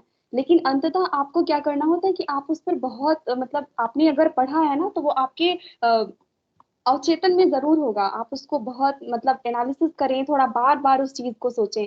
तो मेरा जहां तक मानना है कि आप अंततः मतलब मैक्सिमम पॉसिबिलिटी है कि आप सही ऑप्शन ही चूज करोगे। तो ऐसे ऐसे अगर प्रश्न कंफ्यूजिंग वाले आते हैं, तो आप अभी से थोड़ा सा प्रैक्टिस उस पोर्शन पे थोड़ा ध्यान देना शुरू करो अभी, क्योंकि आपके पास 1.5 महीने अभी टोटल हैं, अगर टाइम से एग्जाम हो जाए तो आप अभी उस पोर्शन पे थोड़ा काम करें। और मतलब जितने भी आपने टेक्स्ट पढ़े हुए हैं, ज्यादा टेक्स्ट पढ़ने की जरूरत नहीं है, लेकिन हाँ ये कहूंगी कि एक बार जो रामचंद्र शुक्ल के जो निबंध हैं, चुनिंदा जो निबंध हैं प्रमुख, वो एक बार आप अगर हो सके तो पढ़ लें। नहीं तो कोई बात नहीं है, आप उससे मतलब अब तो आ गए होंगे, ये दृष्टि वगैरह में भी काफी एनालिसिस करके दिया हुआ है, तो आपको उससे भी काम चल सकता है। लेकिन बस ये है कि आप उस प्रश्न को थोड़ा टाइम दें, क्योंकि एग्जामिनेशन हॉल में आपके पास 3 घंटे होते हैं। तो आपको जो इजी प्रश्न होंगे वो तो आप पहले कर लोगे। तो ऐसे जो प्रश्न होते हैं ना, उसको आप अंत में करो, और बहुत थोड़ा सा सोचो उस पर। जितना टाइम दे सकते हो उतना दो। और आप मतलब मेरी जितनी समझ है, आप सही ऑप्शन चूज करोगे अगर आप ऐसा करते हो तो। ठीक है, अगला प्रश्न। अभिषेक तिवारी, AB, पूछिए भाई आप प्रश्न। अभिषेक तिवारी। हाँ, मेरा सवाल धीरज भैया से था, जिसको उन्होंने अच्छे से बता ही दिया हिंदी काव्यशास्त्र और पाश्चात्य काव्यशास्त्र के विषय में। अब मैं ये पूछना चाहता हूँ कि हिंदी साहित्य का इतिहास डॉक्टर नागेंद्र और हिंदी साहित्य का इतिहास विश्वनाथ त्रिपाठी जेन्यू इंट्रेंस के लिए कितनी सहायक होंगी, इसलिए दीदी बता दीजिए या धीरज भैया। देखिए, अगर कोई स्टूडेंट नॉन हिंदी वाला है तो उसे सबसे पहले विश्वनाथ त्रिपाठी, हिंदी साहित्य का इतिहास विश्वनाथ त्रिपाठी वाली बुक पढ़नी चाहिए, क्योंकि डॉक्टर नगेंद्र में आप अगर पढ़ेंगे तो एक तो बहुत लेंदी है और कोई कंक्लूजन नहीं निकल रहा है। तो मुझे अगर नगेंद्र और विश्वनाथ त्रिपाठी की बुक एंट्रेंस के लिए DU JNU या BHU एंट्रेंस के लिए चूज करना हो तो मैं तो विश्वनाथ त्रिपाठी सजेस्ट करूंगी, अगर इन दोनों बुक में से चूज करना हो पढ़ने के लिए। बाकी और मेरे दोस्त लोग बताएंगे, इन दोनों बुक में से चूज करना हो तो फिर। हाँ, मैं इसमें कुछ कहूँगा हेमंत। हाँ बताइए। हाँ, मैं यूँ कहूँगा कि आप नगेंद्र को अब अवॉइड कर दें, अब नगेंद्र का समय नहीं है। नगेंद्र काफ़ी शुरुआत में पढ़ने का सवाल है, आप नगेंद्र को अवॉइड कर दीजिए, उसको रहने दीजिए। विश्वनाथ को दोबारा से रिवाइज कर लीजिए, वो इनफ है। जी बिल्कुल। अगला प्रश्न। हाँ, यहाँ आशुतोष के साथ मैं भी सहमत हूँ। आप विश्वनाथ त्रिपाठी के साथ अब जाइए, नगेंद्र के साथ जाने का समय नहीं है। अगर पहले से पढ़ रखा है तो अच्छी बात है। जी बिल्कुल। अगला प्रश्न पूछिए। शिवम कुमार पूछिए आप अपना प्रश्न। शिवम अपना माइक को ऑन करिए। शिवम कुमार आपका शिवम माइक। अपना हाँ सर हमारा क्वेश्चन है कि जो कथन निष्कर्ष का होता है क्वेश्चन, मतलब 20 क्वेश्चन आते हैं जेएनयू में, वही मतलब कैसे किया जाए, मतलब होता नहीं है 20 का, मतलब कि 1 या 2 सही होता है बस।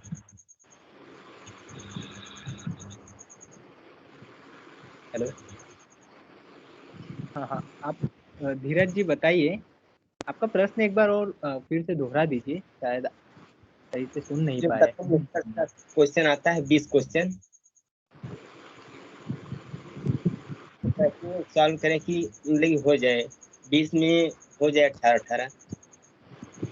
धीरज जी इनका सवाल है। हाँ मैं समझ गया, मैं जहाँ तक मैं सुन पा रहा हूँ ये कहना चाह रहे हैं कि 20 प्रश्न कथन निष्कर्ष के पूछे जाते हैं, तो उसमें हम कितना सही कर पाएंगे, मतलब कितना ज्यादा सही कर पाएंगे, क्या स्ट्रेटेजी रहेगी, क्यों यही प्रश्न है आपका? हाँ बिल्कुल।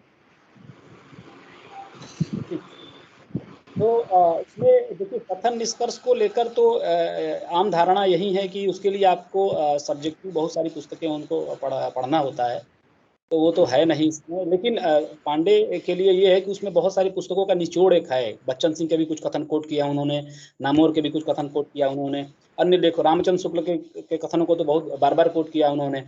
तो आप कथन निष्कर्ष में ध्यान दीजिएगा कि आपको शुक्ल से जरूर ऐसे 6-7 प्रश्न आएंगे ही आएंगे। तो उसमें आप शुक्ल की भाषा को पहचानने की कोशिश करिएगा। शुक्ल के इतिहास को अगर आपने देखा होगा तो उनकी एक विशिष्ट प्रकार की भाषा है, वो जिस हिसाब से लिखते हैं वो एक अलग ही है।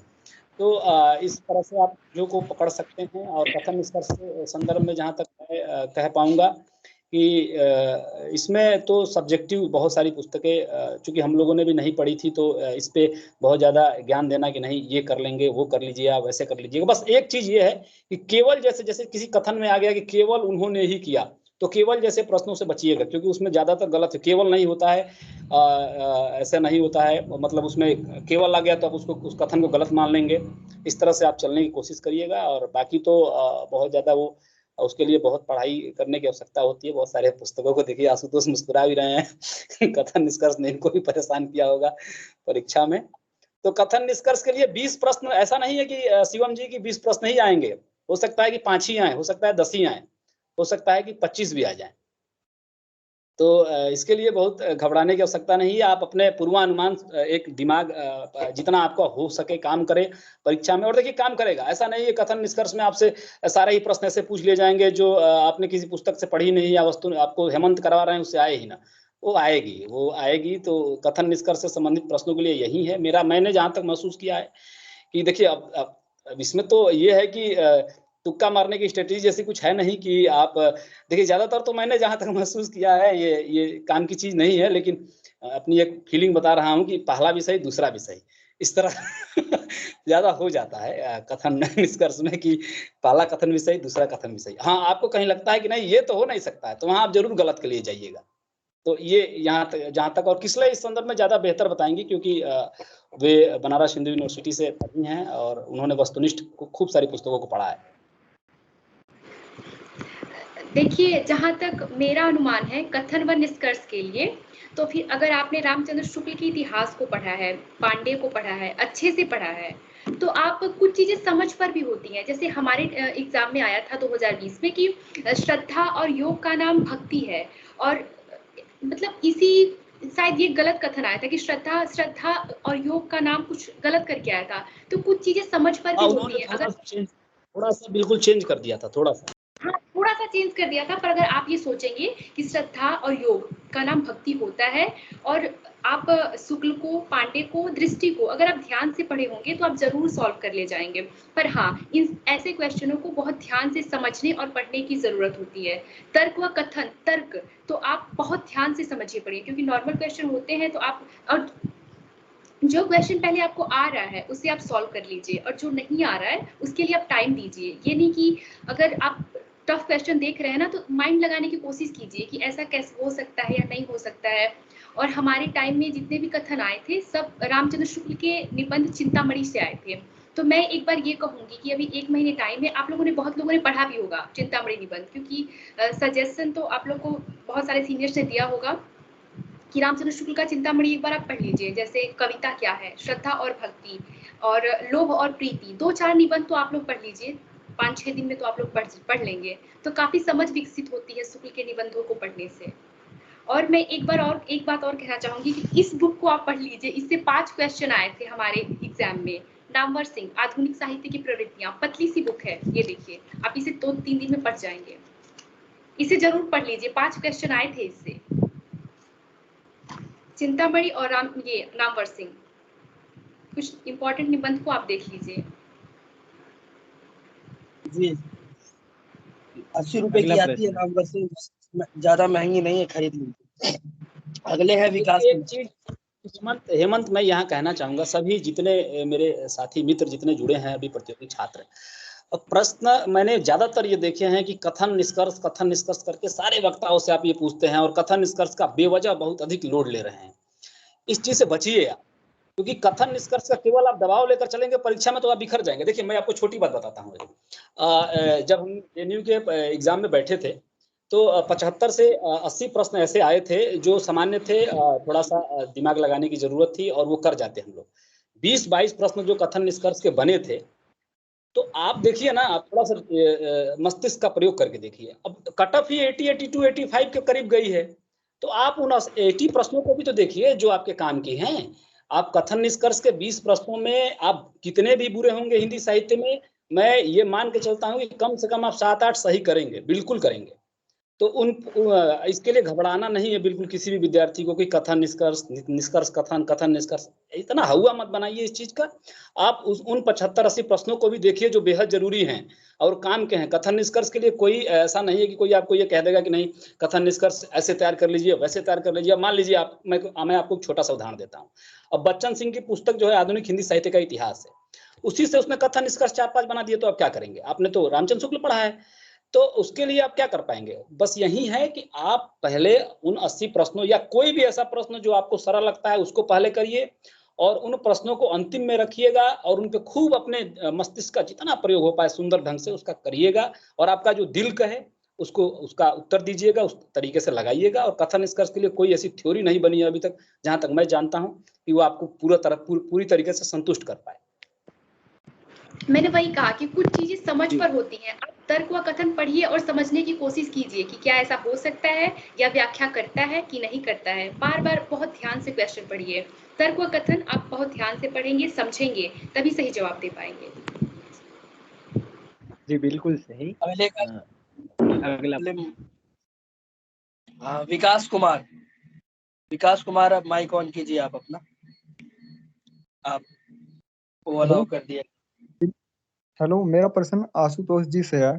जो हिंदी साहित्य के चारों कालखंड हैं उसके अंदर से आधुनिक काल जो है कहीं ना कहीं जो 3 बाकी है उनसे बड़ा है, उसे परीक्षा के जो टाइम होता है उससे पहले किस तरह कवर किया जाए, क्योंकि काफी बड़ा कालखंड है आधुनिक काल।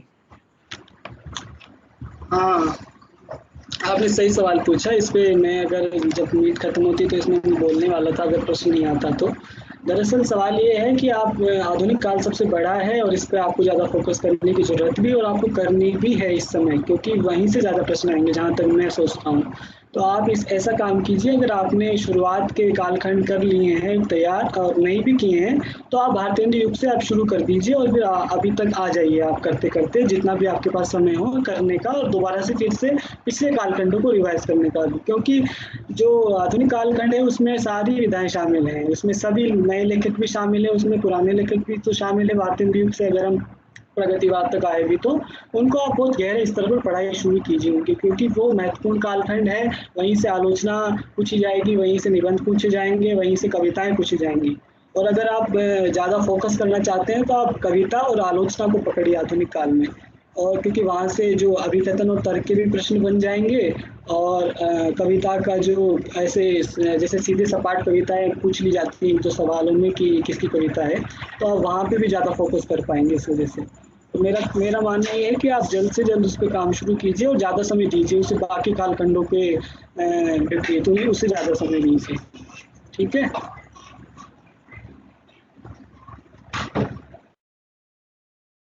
जी अगला प्रश्न। हाँ, अगले मानव का नाम है उमर सिद्दीकी। उमर सिद्दीकी।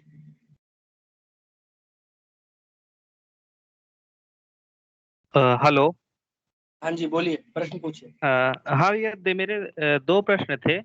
पहला प्रश्न ये है कि जैसे शुक्ल, विश्वनाथ त्रिपाठी, नामवर सिंह की पुस्तकें और ये सब तो महत्वपूर्ण है ही, लेकिन अपने अनुभव के आधार पे आप सब वक्ता ये बताइए कि जैसे रामसूत्र चतुर्वेदी की पुस्तक है संवेदना का विकास और एक पुस्तक नगेंद्र की है, तो जैसे नगेंद्र की पुस्तक तो पढ़ पाना बहुत मुश्किल है, तो चतुर्वेदी जी की पुस्तक इस समय जैसे मैंने पढ़ना स्टार्ट की है तो उससे उसे मैं लगातार पढ़ता रहूं कि उसे अभी छोड़ करके बाकी जो पिछला पढ़े उसको रिवाइज करें, उस पर ज्यादा फोकस करें।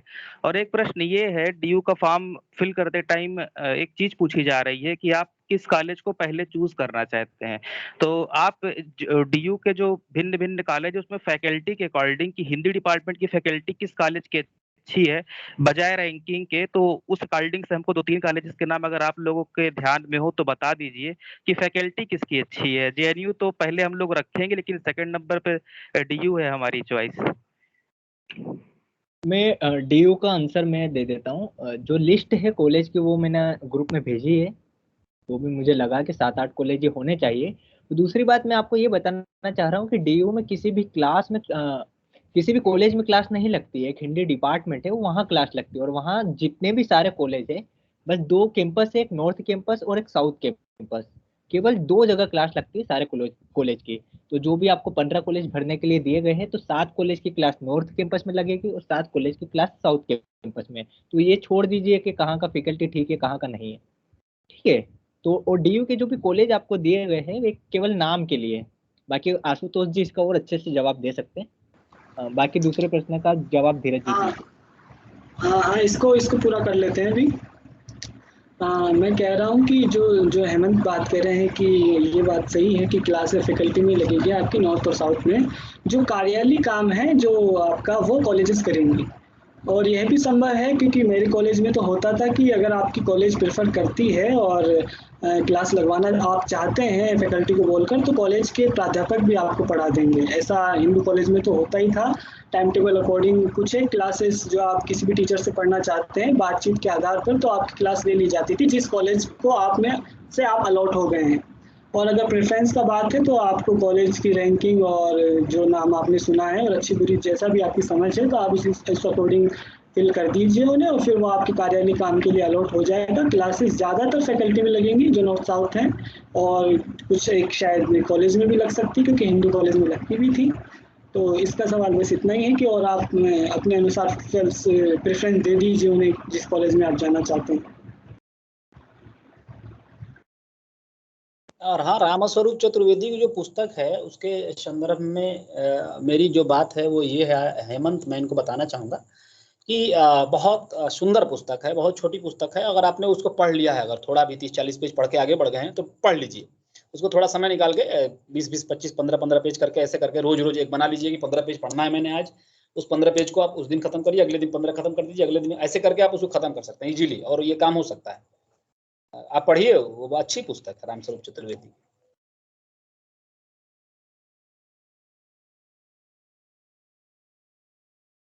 और रामस्वरूप चतुर्वेदी जेएनयू की दृष्टि से बहुत सहायक भी है, क्योंकि मैंने देखा है कई प्रश्न रामस्वरूप चतुर्वेदी से सीधे सीधे थे। ठीक है, बाकी अगला और प्रश्न।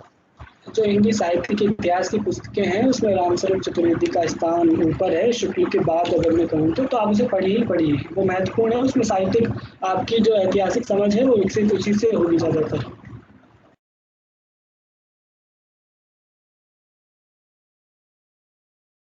ठीक, अगला प्रश्न। अगला है राज। राज, मैं आपका माइक अलाउ कर रहा हूँ, आप पूछिए। राज।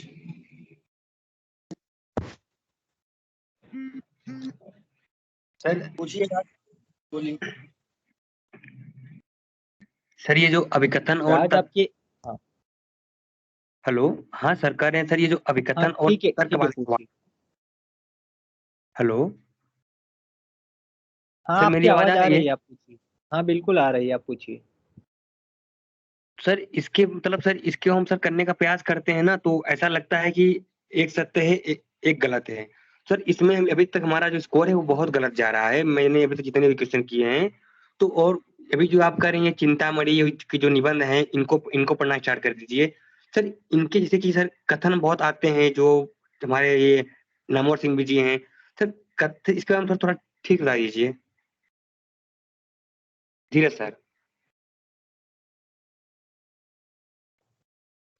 देखिए अभिकथन, फिर वही कथन वाली बात आई है। तो अभिकथन के संदर्भ में भी आपका प्रश्न यही है कि कई सारी पुस्तकें हैं, लोग उसके बारे में सलाह दे रहे हैं आपको कि ये पढ़ लीजिए, वो पढ़ लीजिए, ऐसा पढ़ लीजिए। तो मैं मानता हूं कि किसले ने बहुत ठीक बात कही है। आपको 4-5 निबंध ही सुझाए हैं उन्होंने, और वो पढ़ा जा सकता है। तो उन 4-5 निबंधों को आप पढ़ लीजिए, हो सकता है कि वो आपके काम की हो। इधर आप सरस्वती पांडे में बेवजह उलझे पड़े हैं, शमशेर सिंह नरूला में, और पता नहीं किसमें, बंदोपाध्याय में, और पूरा समय लगाए जा रहे हैं केवल उसमें। तो इसके अतिरिक्त आप समय निकाल के, ऐसे आप समय अपना बैठे हैं, कभी कुछ कर रहे हैं, तो आप उस समय खाली समय में एक निबंध पढ़ने में कितना समय लगेगा? मान लीजिए एक घंटे, 1.5 घंटे, 2 घंटे, एक एक पढ़ लीजिए रोज, एक एक करके। एक निबंध एक दिन पढ़ लीजिए, अगले दिन एक और पढ़ लीजिए। और किसले आप इनको लिस्ट भेज दीजिएगा हेमंत को, जो महत्वपूर्ण निबंध होंगे वो ये ग्रुप में साझा कर देंगे। शुक्ल जी के जो महत्वपूर्ण निबंध होंगे, जो उनको आप इनको भेज दीजिएगा। और इसके अतिरिक्त आपने रामचंद्र शुक्ल को पढ़ा है, और रामचंद्र शुक्ल का निबंध पढ़ा है, उनका इतिहास पढ़ा है, तो आप कथन और निष्कर्षों में 7-8 प्रश्नों को लेकर निश्चिंत रहिए, वो आपके सामने रहेंगे। बस वही है कि परीक्षा में धैर्य से उसको आप उसका जवाब दीजिएगा। बाकी जितने प्रश्न अगर कथन निष्कर्ष के इधर उधर से पूछें, उसमें भी अपने स्वविवेक का प्रयोग करिएगा आप ज्यादातर, और अधिक से अधिक समय देने की। कहीं हो सकता है ऐसा कह भी सकते हैं कि नहीं कह सकते हैं, या फिर उन्होंने ऐसा कहा ही नहीं है, इन्होंने जबरदस्ती डाल दिया है।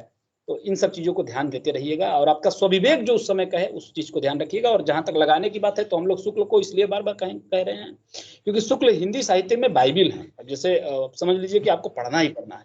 कहीं भी आप किसी भी प्रतियोगी परीक्षा में जाएंगे, आपको यूपीएससी में भी कहा जाएगा कि आप शुक्ल को जरूर पढ़ के आइए।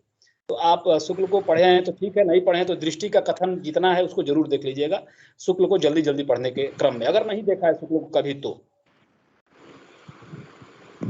ठीक है, हाँ अगला प्रश्न। अनुष्का जी आप जवाब दीजिएगा इस प्रश्न का। अगले प्रश्न के लिए सोहन कुमार, आपको अलाउ कर रहा हूँ मैं, आप पूछिए। सोहन कुमार।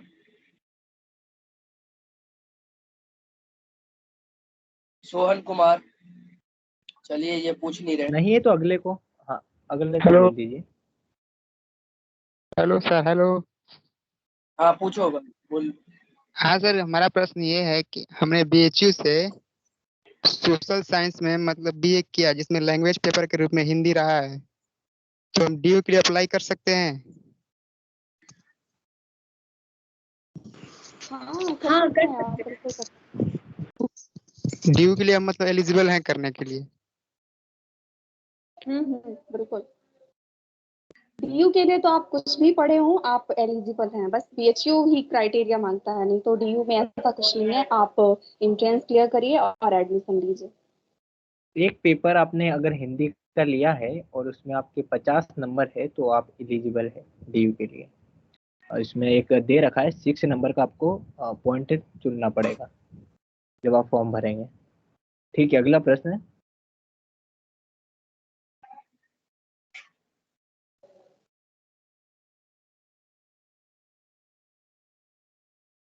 आशुतोष जी, अगला प्रश्न देख लीजिए।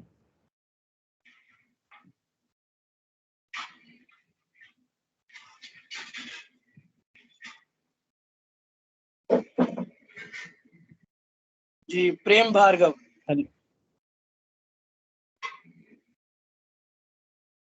प्रेम भार्गव, प्रश्न पूछिए। जी सर, सभी को प्रणाम। सर, धीरज सर और अनुष्का मैम का विशेष ध्यान चाहूंगा, क्योंकि मैं कुशीनगर से हूं और इलाहाबाद विश्वविद्यालय से स्नातक का विद्यार्थी हूं। सर, सबसे पहला प्रश्न मेरा ये है कि किताबों में जो है रचनाएं, कुछ रचनाएं ऐसी हैं जिनके प्रकाशन वर्ष अलग अलग दिए हुए हैं, तो हम किसको दृष्टि में कुछ और दिया है और ये सरस्वती पांडे में कुछ और दिया है, तो सर ज्यादा प्रमाणिक किसको माने? ऐसा हो सकता है कि हम इसका ले जाके लगाएं और उसमें दूसरा सही हो तो वो गलत हो सकता है। और सर दूसरा प्रश्न ये है कि हम पहले 2019 का जो पेपर देखे उसमें सर पाश्चात्य काव्य शास्त्र से नाम मात्र के प्रश्न थे, या कहें कि न के बराबर, लेकिन अगले साल कुछ प्रश्न बढ़ गया सर। संभावना है कि इस साल भी प्रश्न और बढ़ सकते हैं? जी सर, इससे बताएं। तो फिर एक प्रश्न और है, पहले इसको स्पष्ट कर दें सर। ना, अनुष्का बताइए। अनुष्का। हाँ, देखिए कालक्रम का इतना प्रश्न नहीं आता है। मतलब प्रामाणिक तो हम जो ऑथेंटिक किताबें हैं जैसे रामचंद्र शुक्ल, राम स्वरूप चतुर्वेदी, इन्हीं में जो सन मेंशन है उसी को हम प्रामाणिक मानेंगे। ये गोविंद पांडे में कुछ सन इधर उधर होता है, तो सन पे अभी आप इतना ध्यान मत दें। ये मोस्टली जेएनयू में मतलब कालक्रम पे इतने प्रश्न नहीं बनते हैं।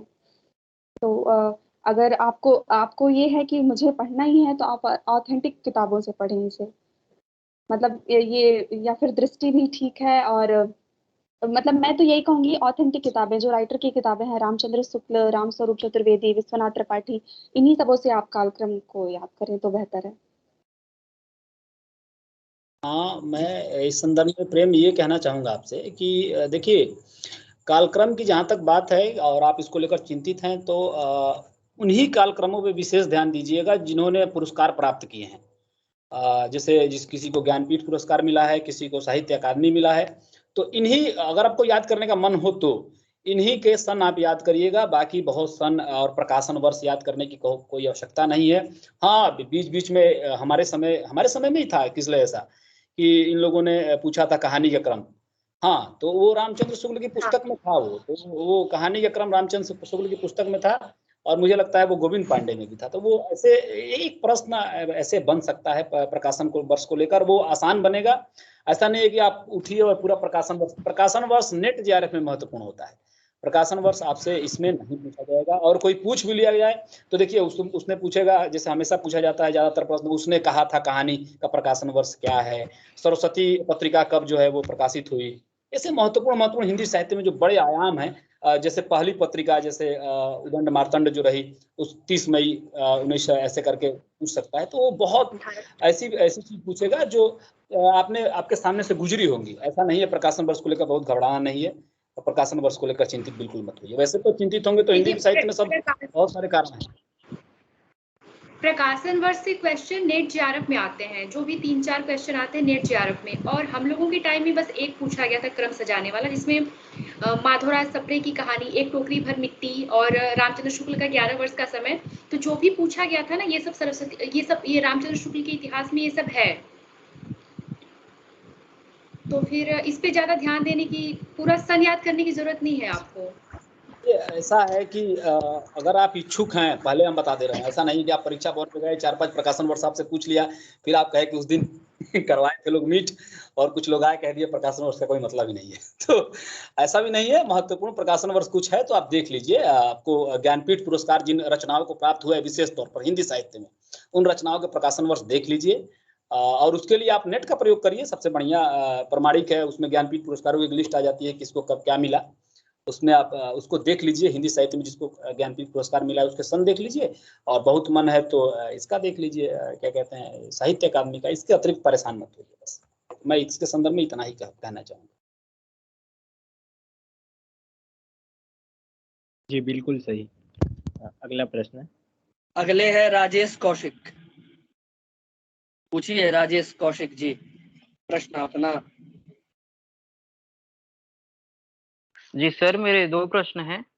एक तो जो हमारा है उसमें हिंदी भाषा से जुड़े हुए उससे संबंधित जो आर्टिकल्स हैं उसको कितना और कितने डेप्थ तक पढ़ना है, कितनी गहराई में उसको पढ़ना है, और जो पुरस्कार हैं जो हिंदी साहित्य के क्षेत्र में दिए जाते हैं तो उसको कितने डेप्थ में पढ़ना है हमें इस जेएनयू एंट्रेंस के लिए। और इसके अलावा मेरा एक और दूसरा प्रश्न है कि आखिर के 3-4 दिनों में हमको रिवीजन करने के लिए कुछ नोट्स वगैरह आपके द्वारा अगर मिल सकते हैं तो उसमें सर सहायता होगी। इसमें हेमंत सर भी थोड़ा ध्यान देंगे इसमें।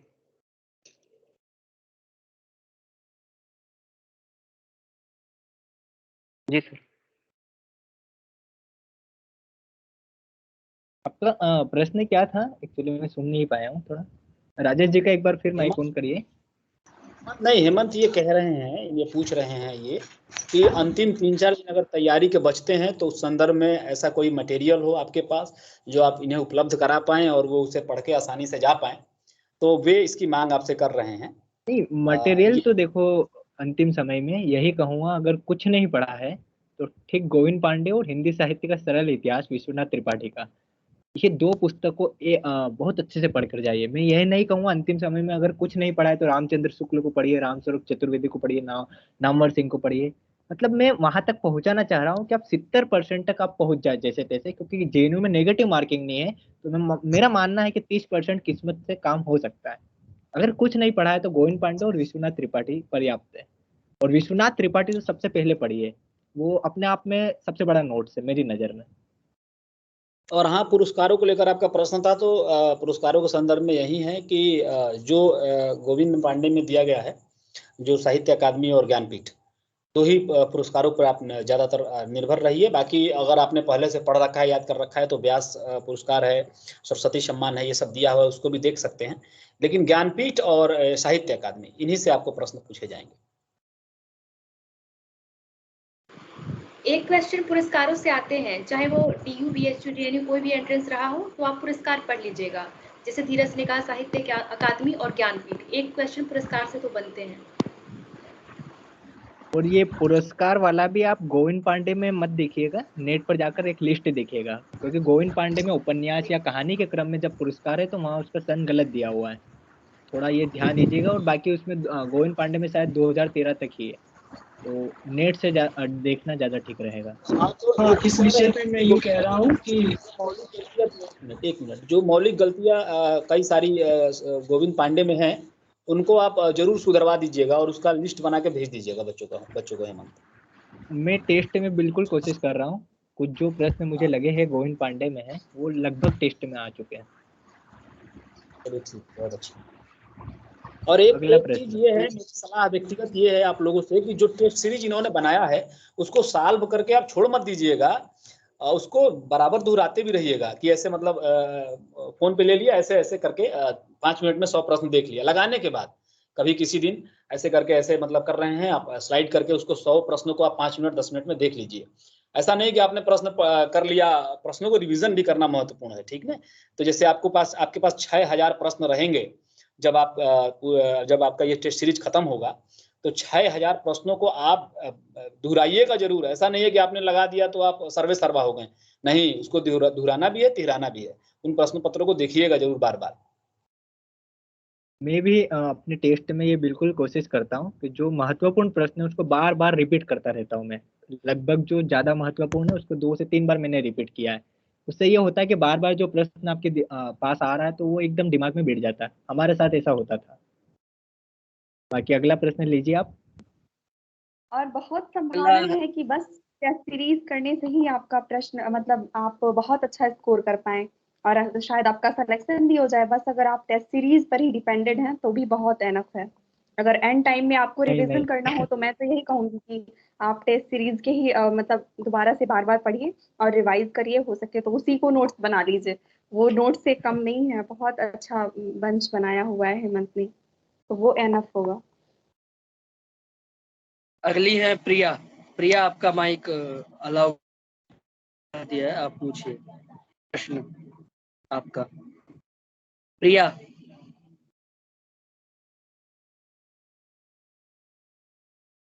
चलिए अगले हैं महिपाल। महिपाल, आप पूछिए। मेरी आवाज आ रही है? जी बिल्कुल आ रही है। तो मेरा सवाल ये है कि जैसे हेमंत भैया की जो टेस्ट सीरीज है उसमें अब स्थिति ये है कि 80 प्लस नंबर आने लग गए हैं, तो अब 80 और 90 के बीच का जो गैप है उसको कैसे कवर किया जाए, और जो लास्ट का लगभग 1 महीना 10 दिन 15 दिन बचे हैं तो उसमें जो रिवीजन है उसको कैसे मैनेज किया जाए। जैसे कि अभी मेरे साथ दिक्कत ये आ रही है कि दिन में अगर एक टॉपिक पढ़ लेता हूँ, जैसे आधुनिक काव्य पढ़ रहा हूँ, तो सिर्फ वही चला जा रहा है। जैसे सारे पार्टों को थोड़ा थोड़ा पढ़ा जाए, या रिवीजन का क्या पैटर्न था? आप चारों का इंडिविजुअली आप चारों अपना बता दें।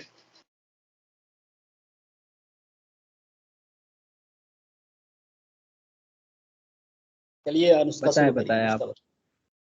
अनुष्का आप शुरू करें।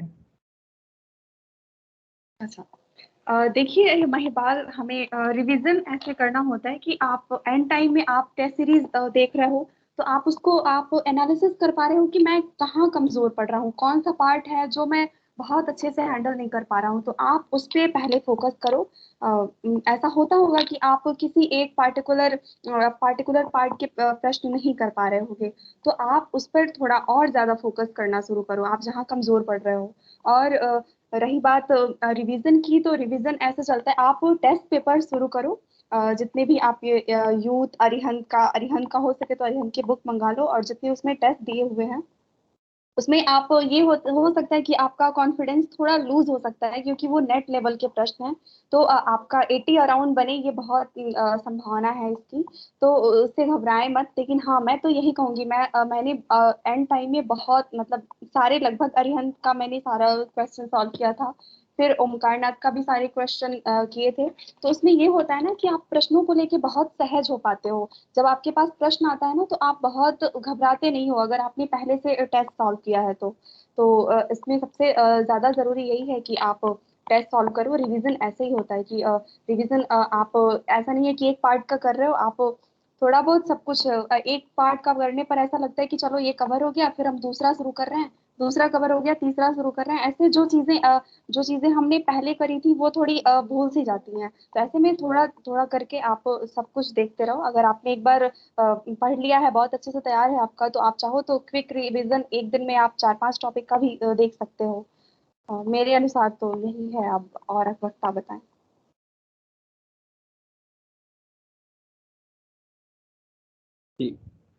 किसले आप बताएं थोड़ा। हाँ, मैं अनुष्का की बातों से सहमत हूँ। आप जो हेमंत का जो टेस्ट सीरीज है उसे आप सॉल्व तो करते रहिए, और जहाँ आपको अपनी कमियां लग रही हैं कि आपसे गलतियां कहाँ हो रही हैं उसे कहीं नोट कर लीजिए, और उस गलती जो जहाँ जहाँ गलतियां हो रही हैं फिर उसे आप क्लियर करने की कोशिश कीजिए, बुक से सॉल्व कीजिए कि कहाँ आपसे गलतियां हो रही हैं। चाहे ये अरिहंत पब्लिकेशंस या फिर मैंने तो प्रतियोगिता साहित्य सीरीज से सॉल्व किया था, प्रतियोगिता साहित्य से और दृष्टि से, जो एक एक चैप्टर कंप्लीट होने के बाद दृष्टि में या प्रतियोगिता में 150-200 क्वेश्चंस हैं, तो मैंने तो वहीं से सॉल्व किया था। बाकी अरिहंत पब्लिकेशंस भी ठीक है, प्रतियोगिता साहित्य भी ठीक है, और दृष्टि पब्लिकेशंस के भी ठीक है रिवीजन के लिए। ये जो पुस्तकें बताई जा रही है ये कि आपको पढ़ने के लिए नहीं, दृष्टि को छोड़कर ये आपको केवल प्रश्न सोल्व करने के लिए बताई जा रही है, क्योंकि इन सभी के जैसे आदिकाल का है पूरा पैटर्न, उसके पीछे प्रश्न दिए गए हैं, ऐसा रीतिकाल में भी आधुनिक काल में भी है, तो ये केवल प्रश्न को सोल्व करने के लिए बताई जा रही है। पता चले कि आप अरिहंत को खरीद के पढ़ने लग जाए, तो ये गलती मत करिएगा इस समय। पढ़ना नहीं है, प्रैक्टिस सेट सॉल्व करना है। ये लास्ट के टाइम में बताया जा रहा है कि हेमंत का टेस्ट सीरीज तो आप लोग लगाइए ही लगाइए, और जहाँ कमियां लग रही हैं उसे नोट करके दूर करने की कोशिश कीजिए कि ये मेरा वीक पॉइंट है, और उसके साथ साथ प्रतियोगिता साहित्य अरिहंत पब्लिकेशंस के पीछे का एक एक चैप्टर के पीछे जो भी क्वेश्चन है आप उन्हें सॉल्व कीजिए, जो आपके पास बुक हो, चाहे कोई भी पब्लिकेशंस की। हाँ महिपाल, आपका जो प्रश्न था कि इस टेस्ट सीरीज में हम 80 प्लस अब जाना शुरू हो गए हैं और 80-90 के बीच में रह जा रहे हैं, तो आपके माध्यम से मैं सारे विद्यार्थियों से कह रहा हूँ एक चीज कि जब हम लोग भी एक टेलीग्राम ग्रुप से उस वक्त जुड़े थे तो ऐसा बहुत बार हुआ था कि मेरे कई साथी थे, वो दूसरे तीसरे, पहले पांचवें तीसरे आठवें दूसरे ऐसे होते रहते थे। मैं भी कई बार आठवें सातवें 10वें उसके बाहर भी हो जाता था। तो इससे बिल्कुल घबराने जैसी कोई बात नहीं है कि कोई टेस्ट आपके सामने आ गया है, उसमें आप 75 ही कर पाए, अगले टेस्ट में आप 80 कर गए, किसी ने कोई लगातार है वो 90 ही कर रहा है। तो ऐसा भी हो सकता है, देखिए कि कोई लगातार 90 कर रहा है, ऐसा हो नहीं, लेकिन ऐसा हो जाता है कि जो 90 प्लस कर रहा है उसका भी नहीं होता है, और जो 75 पे रहता है कंटिन्यूअस उसका भी हो जाता है। तो ऐसा है कि इसको लेकर आप बिल्कुल चिंतित मत होइएगा कि मैं 80 प्लस ही कर पा रहा हूँ, अन्य विद्यार्थी तो 90 प्लस कर रहे हैं, 95 प्लस कर रहे हैं। आप बिल्कुल इसको लेकर चिंतित मत होइए। उस महत्वपूर्ण 3 घंटे का उपयोग कैसे करना है परीक्षा में, इसको लेकर जरूर आप सोचिएगा कि हाँ, उस समय आपका दिमाग जब आपका मन है वो बिल्कुल स्थिर हो, और आप बिल्कुल सही तरीके से प्रश्नों को पढ़कर उसका उत्तर दे पाएं उस 3 घंटे में। और बाकी इस चीज को लेकर बिल्कुल घबराना नहीं है कि मैं 80 प्लस पे ही रह रहा हूँ, क्या करूँ, ऐसा नहीं है। हो सकता है कि आपके पास ऐसे प्रश्न पत्र आते होंगे कि जो चीजें आपके सामने से नहीं गुजरी है वो प्रश्न आ जाते होंगे, तो उसी के लिए तो टेस्ट सीरीज लगवाई जा रही है कि वो प्रश्न आपके तैयार हो। तो महिपाल, जो आपने पूछा एक दिन कि आपकी तैयारी कैसे हुई थी, तो उसको मैं देखकर अभी मुस्कुरा रहा था। ये मेरा टेबल है और उस पर मैं बैठा हूँ, तो मैंने उसमें लिखा था कि अंतिम 30 दिन संपूर्ण लॉकडाउन। तो देखिए, ऐसे मैं दिखा पाऊँ तो आपको दिखाऊंगा। देखिए ऐसे, ये देखिए अंतिम 30 दिन संपूर्ण लॉकडाउन लगा था। जैसे नाटक का 2-3 दिन, उपन्यास का 3 दिन, कहानी का 3 दिन, निबंध का 2 दिन, आलोचना का 2 दिन, गद्य निबंध विधाओं पर कुछ दिन, ऐसे करके देखिए आप। पुरस्कार पे भी है, youth competition, UGC net 1 model paper daily, ऐसे करके तैयारी हुई थी। तो ऐसा हुआ था। तो आप अपना शार्ट रिवीजन का एक नोट्स तैयार करिए कि मैं कैसे पढूं। जिन पुस्तकों को आपने पढ़ा है, मान लीजिए आपने गोविंद को पढ़ा है तो आपने उसमें उपन्यास पढ़ना है, तो आपने क्या करिए कि आप बना लीजिए कि उपन्यास मैंने गोविंद से 2 दिन या 2.5 दिन या 3 दिन में मैंने खत्म कर देना है, चाहे 4-4 घंटे ही रोज उपन्यास पढ़ने पड़े। तो आप उपन्यास को 3 दिन में रिवीजन कर जाएंगे। फिर उसके बाद आप नाटक शुरू करिए, नाटक को 2 दिन में रिवीजन कर जाइए, फिर निबंध शुरू करिए, फिर आलोचना शुरू करिए। ऐसे करके आप 12-15 दिनों में उसको खत्म कर देंगे। फिर दोबारा रिवाइज करिए उसी तरीके से। और हाँ, इस क्रम में आप 200-300 प्रश्नों को लगाना मत भूलिए। रोज 100-150 प्रश्न लगाते ही रहिए, लगातार लगाते रहिए। जैसे उपन्यास पढ़ लिया तो उपन्यास से रिलेटेड प्रश्न आप लगाइए। जैसे साथियों ने मेरे बताया कि पीछे आप जाइए, उपन्यास से 200-150 प्रश्न रहते हैं, उनको आप लगाइए। आपको नहीं आता है कोई बात नहीं, बहुत सारे ऐसे प्रश्न होंगे जो नए लगेंगे, वो आप नोट डाउन करिए या वहीं पे हाइलाइटर यूज कर लीजिए कि हाँ, ये प्रश्न भी ऐसा है। और अंत के समय में आप अधिकांश प्रश्नों को ही, हम लोग तो अंत के समय में ही अंत के समय में भी मैं अपनी बात बता रहा हूँ, परीक्षा देने से पहले जाते वक्त भी मैं सिर्फ गोविंद पांडे पढ़ रहा था। तो गोविंद पांडे को लेकर इतना एक भ्रम हम लोगों के मन में बैठ गया था, और ये धोखा हो सकता था ये परीक्षा में। तो गोविंद पांडे परीक्षा, मुझे तो याद है मेरे साथ के साथी थे इलाहाबाद विश्वविद्यालय के, वो इतनी कॉपी लेकर गए थे परीक्षा के वो सेंटर पे भी, और वहां भी पढ़ रहे थे गोविंद पांडे ही ये बना के। तो ये होता है। तो आप इसको लेकर घबराइए। 2019 के प्रश्न ही ऐसे आए थे कि हमारे सीनियर्स ने भी सजेस्ट किया था कि भाई पांडे पढ़ लो, पांडे पढ़ ले तो जेएनयू में पहुंच गए। तो वही पूरा हम लोगों का वही सोच ही रखे थे कि पांडे अगर जिसका भी तैयार हो जाएगा वो जेएनयू में पहुंच जाएगा। माध्यम से महिपाल सारे विद्यार्थियों से कहना चाहूंगा कि बिल्कुल घबराना नहीं है इस संदर्भ को लेकर कि कैसे प्रश्न पत्र में मेरा कम नंबर आ रहा है, किसी का ज्यादा आ रहा है। इसको तो लेकर बिल्कुल घबराइएगा ही नहीं। जी आशुतोष, अब जो भी बचे हैं उनको जल्दी जल्दी लेकर, क्योंकि हमें खत्म भी करना है इसको। तो अब जो भी बचे 2-3 जल्दी जल्दी, और सारे वक्ता भी जल्दी जल्दी उसका संक्षेप में उत्तर दे सकते। प्रिंस यादव जी, आप पूछिए, आपका माइक अलाउ कर दिया।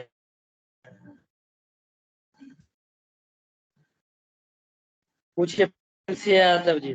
चलिए, आप नहीं है, अगले को नंबर। हाँ है पूछिए। हाँ, धर्मेंद्र भैया ये कह रहे थे हम कि इन हेमंत भैया से बात कैसे हो पाएगा, जो टेस्ट सीरीज चला रहे हैं वो हमें कैसे मिलेगी? चलिए, आप जुड़े हुए नहीं है क्या?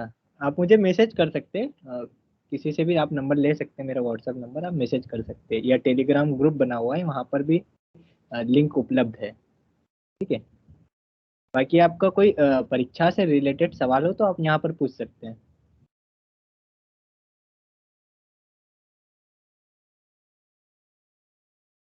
ठीक। अगले हैं अगला प्रश्न देखिए। अगले हैं मिस मोलू ऐसी कुछ नाम है। प्रश्न पत्रों को लेकर और इनको लेकर टेस्ट सीरीज को लेकर मैं कह रहा हूं कि तमाम प्लेटफॉर्म पे तमाम टेस्ट सीरीज चल रही हैं, लेकिन अभी जितने आपके साथ जेएनयू के बच्चे जुड़े हैं, मतलब जो साथी मेरे जुड़े हैं, जो लोग हैं, उसको लेकर आप एक श्योर रहिएगा कि इस जो पटल पे आपको जो प्रश्न पत्र मुहैया कराए जा रहे हैं वो सर्वश्रेष्ठ प्रश्न पत्र हैं, और सारे ऐसे प्रश्न आपको दिए जा रहे हैं जो जरूरी हैं, वो आएंगे।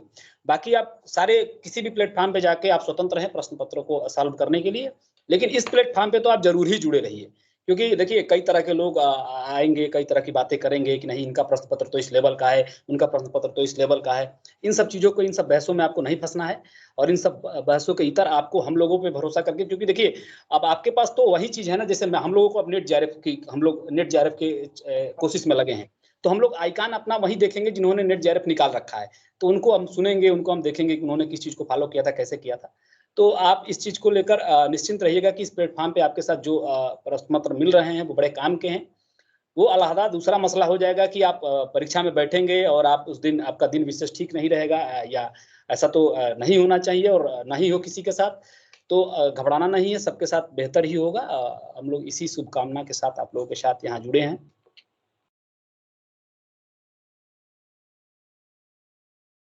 जी अगले हैं पुष्पेंद्र सिंह। पूछिए भाई, प्रश्न पूछिए अपना, आपका माइक ऑन है। पुष्पेंद्र। हेलो सर, नमस्कार। बोलिए प्रश्न बोलिए। मेरा प्रश्न ये है कि हिंदी साहित्य में जो कहानी, नाटक, समालोचना आदि का विकास है, उस उपन्यास आदि, उनमें सैकड़ों रचनाएं हैं, तो उन्हें किस प्रकार से याद रखा जाए? देखिए पुष्पेंद्र, आप बताएं। हाँ मैं बोल रही हूँ। देखिए पुष्पेंद्र, जो भी रचनाएं इतना सारा दिया हुआ है, तो वो सारी चीजें मतलब आप एक बार रीड आउट करो, ठीक है। और मोस्टली आप देखना कि लास्ट ईयर भी और उसके लास्ट ईयर भी बहुत पॉपुलर रचनाएं पूछी जाती हैं, जो मोस्टली सबको आता है। तो बहुत ज्यादा ऐसा नहीं है कि बहुत पता नहीं कहाँ से पूछ देगा जो आपको आता ही नहीं है, बहुत पॉपुलर रचनाएं पूछेंगी। तो आप कोशिश करिए, बार बार उसको देखते रहें। बार बार देखने से भी चीज़ें हमारे माइंड में रहती हैं। तो आप हर रोज उसको हो सके तो पलट के देखें, बहुत रटने की जरूरत नहीं है। पॉपुलर रचनाएं आपको अब तक तो हम उम्मीद करते हैं कि अब तक तो सारी पॉपुलर रचनाएं जो भी हैं वो सब आप लोगों को याद होंगी। तो जितनी और रचनाएं हैं और भी मतलब बहुत ज्यादा रचनाएं हैं, तो सबको माइंड में रख पाना पॉसिबल नहीं है। इसके लिए बस आप यही करें कि आप हर रोज पलट के देखते रहें कि किस राइटर की कौन सी किताबें हैं, कि आप बस कंफ्यूज ना हो जब एग्जामिनेशन हॉल में जाएं, तो कंफ्यूजन ना रहे। इसके लिए आपको जरूरत है कि आप बार बार उस प्रश्नों को देखते रहें। और ये हमेशा ध्यान में रखें कि बहुत टफ रचनाएं नहीं पूछी जाएंगी जो आपको बिल्कुल आता ही नहीं है। बहुत पॉपुलर रचनाएं पूछी ही जाएंगी, ये एकदम ध्यान में रखिएगा। आकांक्षा जी, जो भी है लास्ट प्रश्न ले लीजिए। लास्ट है बिल्कुल। लास्ट प्रश्न लीजिए, है ना? हाँ बोलिए आकांक्षा जी, बोलिए। आप व्याकुल हो रही थी तो। हेलो। हाँ पूछिए। मेरा प्रश्न ये है कि जैसे मैं पढ़ रही हूँ तो शुक्ल और हजारी प्रसाद द्विवेदी में आपसी मतभेद के कारण उसमें बहुत कंफ्यूजन होता है। जैसे अगर किसी भी विषय में शुक्ल जी ने कुछ बोला तो उसमें हजारी प्रसाद की टिप्पणी जरूर होगी, या फिर हजारी प्रसाद ने बोला तो शुक्ल की। तुलसी हो गए, सूर हो गए, तो उनके बारे में मतलब दोनों के कथन सेम से जैसे लगते हैं, तो बहुत ज्यादा कंफ्यूजन कई बारी तो यही नहीं समझ में आता शुक्ल का है कि हजारी प्रसाद द्विवेदी का, बहुत ज्यादा कंफ्यूजन। तो वो इस विषय में आप लोग थोड़ा प्रकाश डालिए। धन्यवाद। ये अंतिम प्रश्न है। और आशुतोष, हाँ किसले, आशुतोष और अनुष्का तीनों इस प्रश्न को उत्तर दे सकते हैं। हाँ आशुतोष आप बताएं। हाँ मैं ये कह रहा हूँ कि आकांक्षा नाम था शायद उनका। मुझे लगता है कि आप जो इतिहास का कालखंड है उसमें शायद आप गलत तरीके से आपने शुरुआत की है। आपको ये बिल्कुल भी नहीं लगना चाहिए कि कथन में आपको सामने तक दिख रही हो, क्योंकि दोनों की लेखन क्षमता और जो दोनों के भाव विचार हैं साहित्य को लेकर वो बाकायदा बहुत अलग हैं। अगर आप हजारी प्रसाद द्विवेदी को पढ़ती हैं तो वो काफ़ी अलग शैली में लिखते हैं, और रामचंद्र शुक्ल की शैली काफ़ी अलग है, वो बहुत अद्वितीय है मुझे लगता है शुक्ल की। तो आपको साम्यता तो बिल्कुल नहीं समझनी चाहिए। मुझे लगता है आपको दोनों को फिर से पढ़ना शुरू करना चाहिए इतिहास के कालखंड में, और फिर आप जो ऐतिहासिक जो प्रश्न हैं, जो ऐतिहासिक कालखंड को लेकर है, हिंदी साहित्य के इतिहास को, जो हेमंत भी शायद प्रोवाइड कर रहा होगा और जो अन्य किताबों में उपलब्ध है, तो आप उन्हें लगाइए और कथन को देखिए कि किस तरह से वो एक दूसरे से डिफर कर रहे हैं या किस तरह से एक दूसरे पे साम्यता आ रही है। तो वहाँ पे आप ज़्यादा फोकस कीजिए और कोशिश करिए कि आप इस उलझन से निकल पाएँ कि दोनों के कथन आपको एक जैसे लग रहे हैं। एक जैसे इस वजह से लगते हैं क्योंकि वो मुझे लगता है आपने एक जैसे भक्ति काल है तो उन्होंने दोनों ने कुछ कहा तो आपने लगा कि भक्ति काल पे ये भी वही बोल रहे हैं, वो भी वही बोल रहे हैं। आप कथन को पढ़िए, उसकी गहराई को महसूस कीजिए कि क्या कहना चाह रहे हैं, फिर आप दोनों को अलग अलग कर पाएंगे, बाइफरकेट कर पाएंगे। आकांक्षा, मैं ये कहना चाहूंगी कि अभी आप दोनों बुक मत पढ़िए, हजारी प्रसाद द्विवेदी की बुक अभी आप मत पढ़िए, क्योंकि आपके पास इतना टाइम नहीं है कि आप दोनों के कथन को विश्लेषण करें कि इन्होंने क्या कहा, इन्होंने क्या कहा। अगर आप शुक्ल का बुक पढ़ी हुई है तो बस वही पढ़िए, और अगर 2-3 बार पढ़ी होंगी ना तो शुक्ल के कथन आप पहचान में आ जाएंगी, वो एक अलग तरीके से लिखते हैं। तो मैं अभी कहूंगी कि आप हजारी प्रसाद द्विवेदी की बुक को मत पढ़िए, 2 ही 4 बुक पढ़िए। अनुष्का, आप बुक तो बिल्कुल ना पढ़े, सिर्फ कथनों के प्रश्न देखिए। आप जो कथन, जो अभिकथन, जो डिफर करने वाले कथन है, बुक मत पढ़िए, वो प्रश्न कीजिए जो जहाँ पे वो जिनका टकराहट नजर आ रही है, जिनके कथनों में, वो प्रश्न कीजिए। हाँ आकांक्षा, मेरा भी यही मानना है कि अब जितने आप जो टेस्ट सीरीज में जो भी प्रश्न पूछे जा रहे हैं आप उनको लर्न करें, उससे इतर नहीं आना है। बहुत पॉपुलर कोट ही आता है एग्जाम में, ऐसा नहीं है कि कोई ऐसा कोट आ गया जो बिल्कुल फेमस नहीं है, वो कहीं ना कहीं किसी ना किसी प्रश्न में जरूर होता है। जैसे ओमकारनाथ की बुक में भी कुछ कथन दिए हुए हैं, या फिर दृष्टि में ही, तो आप उसको देखें। आप किताबें ना ही पढ़ें तो बेहतर है, आप ज्यादा से ज्यादा प्रश्न सॉल्व करें और जितने प्रश्न है उनका एनालिसिस करें, आप बहुत बेहतर कर पाएंगी। अब किताबें पढ़ना तो मैं कहती हूँ कि अपने सर बलाल मोल लेना है अभी, तभी किताबें ना ही पढ़ें और क्वेश्चंस ही देखें आप। एक प्रश्न हेमंत धीरज जी आप भी। हाँ, एक मैं कंक्लूड करता हूँ कि एक प्रश्न जिसको लेकर बहुत सारे बच्चे कंफ्यूज रहते हैं कि इतनी सारी विधाएं हैं, इतनी सारी रचनाएं हैं और इतने सारे लेखक हैं, तो इनको हम कैसे इनको कंक्लूड करें या कैसे इनमें हम साम्यता बैठाएं। तो देखिए, अगर आपने बहुत बार पढ़ा है तब तो ये आपके लिए सहज है, आप इसको कर सकते हैं, क्योंकि आपने पढ़ रखा है। आपके सामने जब वस्तुनिष्ठ प्रश्न आते हैं तो आप इतना दिमाग आप लगा लेते हैं कि नहीं, इन्होंने तो नहीं लिखा था, ये इनकी रचना है। तो जो बहुत ज्यादा पढ़े हैं उनके लिए तो ये सहज है। अभी जिन लोगों ने बहुत सारे रचनाकारों को लेकर उनको कंफ्यूजन हो रहा है, या 3 महीने या 2 महीने से पढ़ना शुरू किया, उनको लग रहा है कि अरे यार इतने लेखक या इतनी रचना हम कैसे याद करें, तो उनके लिए मेरा एक सजेशन है कि अंत समय में आप क्या कर सकते हैं। देखिए, नेट के सिलेबस में कुछ लेखक लगे हुए हैं हिंदी कहानी को लेकर, जितने लेखक लगे हैं हिंदी कहानी को लेकर, आप देखिए इसमें सुभद्रा कुमारी, प्रेमचंद राजा, राधिका रमण प्रसाद सिंह, चंद्रधर शर्मा गुलेरी, जयशंकर प्रसाद, जैनेन्द्र, फणीश्वरनाथ रेणु, आप इसको निकाल लीजिए। देखिए ये है, तो इसमें यूनिट जो जिन लोगों की तैयारी कम है उनके लिए मैं बता रहा हूँ, और ये बहुत उपयोगी भी हो सकता है आपके लिए। अंत में हो सकता है कि इन्हीं सब रचनाकारों की रचनाएं आपसे पूछी जाए। तो जो हिंदी कहानी है, देखिए आप इसको निकाल लीजिएगा नेट से, नेट का सिलेबस है पेपर सेकंड का, और उसमें आप यूनिट नंबर 7 में आ जाइएगा, हिंदी कहानी, फिर यूनिट 8 हिंदी नाटक, और फिर हिंदी निबंध और आत्मकथा जीवनी। इसमें जितने लेखक हैं उनकी रचनाओं को, लगभग मुझे लगता है कि 50-60 लेखकों को इन्होंने रखा है, या 60-70 लेखकों को। उन लेखकों की रचनाएं आप जरूर याद कर लें। अगर आपके पास कुछ नहीं है, बहुत नहीं पढ़ा है, बहुत आपके पास समय नहीं है, या पढ़ने का कम समय है, तो इसमें आप इन 60-70 लेखकों को जरूर पढ़िए। मेरी ये व्यक्तिगत राय है, आधुनिक को लेकर विशेष तौर पे। और रीतिकाल को लेकर मैंने बताया ही है कि बिहारी को पढ़ लीजिए, उसके बाद आप घनानंद को तो पढ़िए, और उससे पहले चिंतामणि, केशवदास, मतीराम, भिकारीदास और भूषण, ये 7-8 लेखक रीतिकाल में पढ़ लीजिए। इससे पहले आप भक्ति काल में 4 आपको बहुत बड़े कवियों का नाम बता ही दिया गया है, जायसी, सूर और तुलसी और कबीर। और उससे पहले आप आदिकाल में तो ऐसे बस 2-4 पन्ने हैं, उसको पढ़ लीजिए।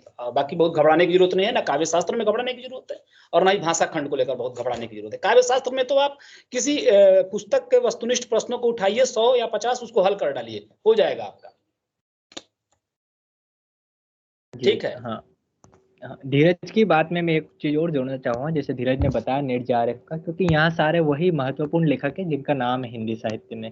इसके साथ अगर और देखना हो तो आप जो यूपीएससी का सिलेबस है उसका हिंदी का सिलेबस भी आप देख सकते हैं, वहाँ भी वही महत्वपूर्ण लेखक है।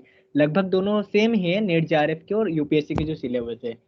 तो और हाँ, जैसे उसमें ये हम चीज आदि याद रखिएगा, आपको पूरा पढ़ने को नहीं कहा जा रहा है, सिर्फ उस रचनाकार की रचनाओं लेखक को देखना है। हाँ, हाँ, सिर्फ उस लेखक को देखना है, उसकी रचना को देखना है। अब ये नहीं कि आप लगे आपको बताया जा रहा है कि नहीं आप यूपीएससी पढ़िए, आप नेट पढ़िए, नहीं, नेट और यूपीएससी की बात आपसे नहीं की जा रही है। आपसे कहा जा रहा है कि इन लेखकों को हिंदी साहित्य में बड़ा स्थान दिया गया है, तभी उसको यूपीएससी ने अपनाया है और तभी उसको नेट जेआरएफ ने भी अपनाया है। तो इन लेखकों से संबंधित रचनाएं आप जरूर पढ़ लीजिए, बस इतनी सी बात है। उन लेखकों बस हाँ, ये उन्हीं के लिए जो जिनकी अभी बिल्कुल भी तैयारी नहीं है, अभी अभी नए मैदान में आए हैं। तो ये एक दृष्टि हो सकती है उनके लिए कि महत्वपूर्ण लेखक कहाँ से लाए। ठीक है, बाकी आज का कार्यक्रम बहुत अच्छा रहा और चारों वक्ताओं का बहुत बहुत धन्यवाद जो आपने अपना बहुमूल्य समय दिया, और सभी श्रोताओं का भी धन्यवाद। अगली कड़ी में हम कल ही है हमारा एक प्रोग्राम, कल फिर मिलते हैं ऐसे ही अच्छे कार्यक्रम के साथ। बहुत बहुत धन्यवाद।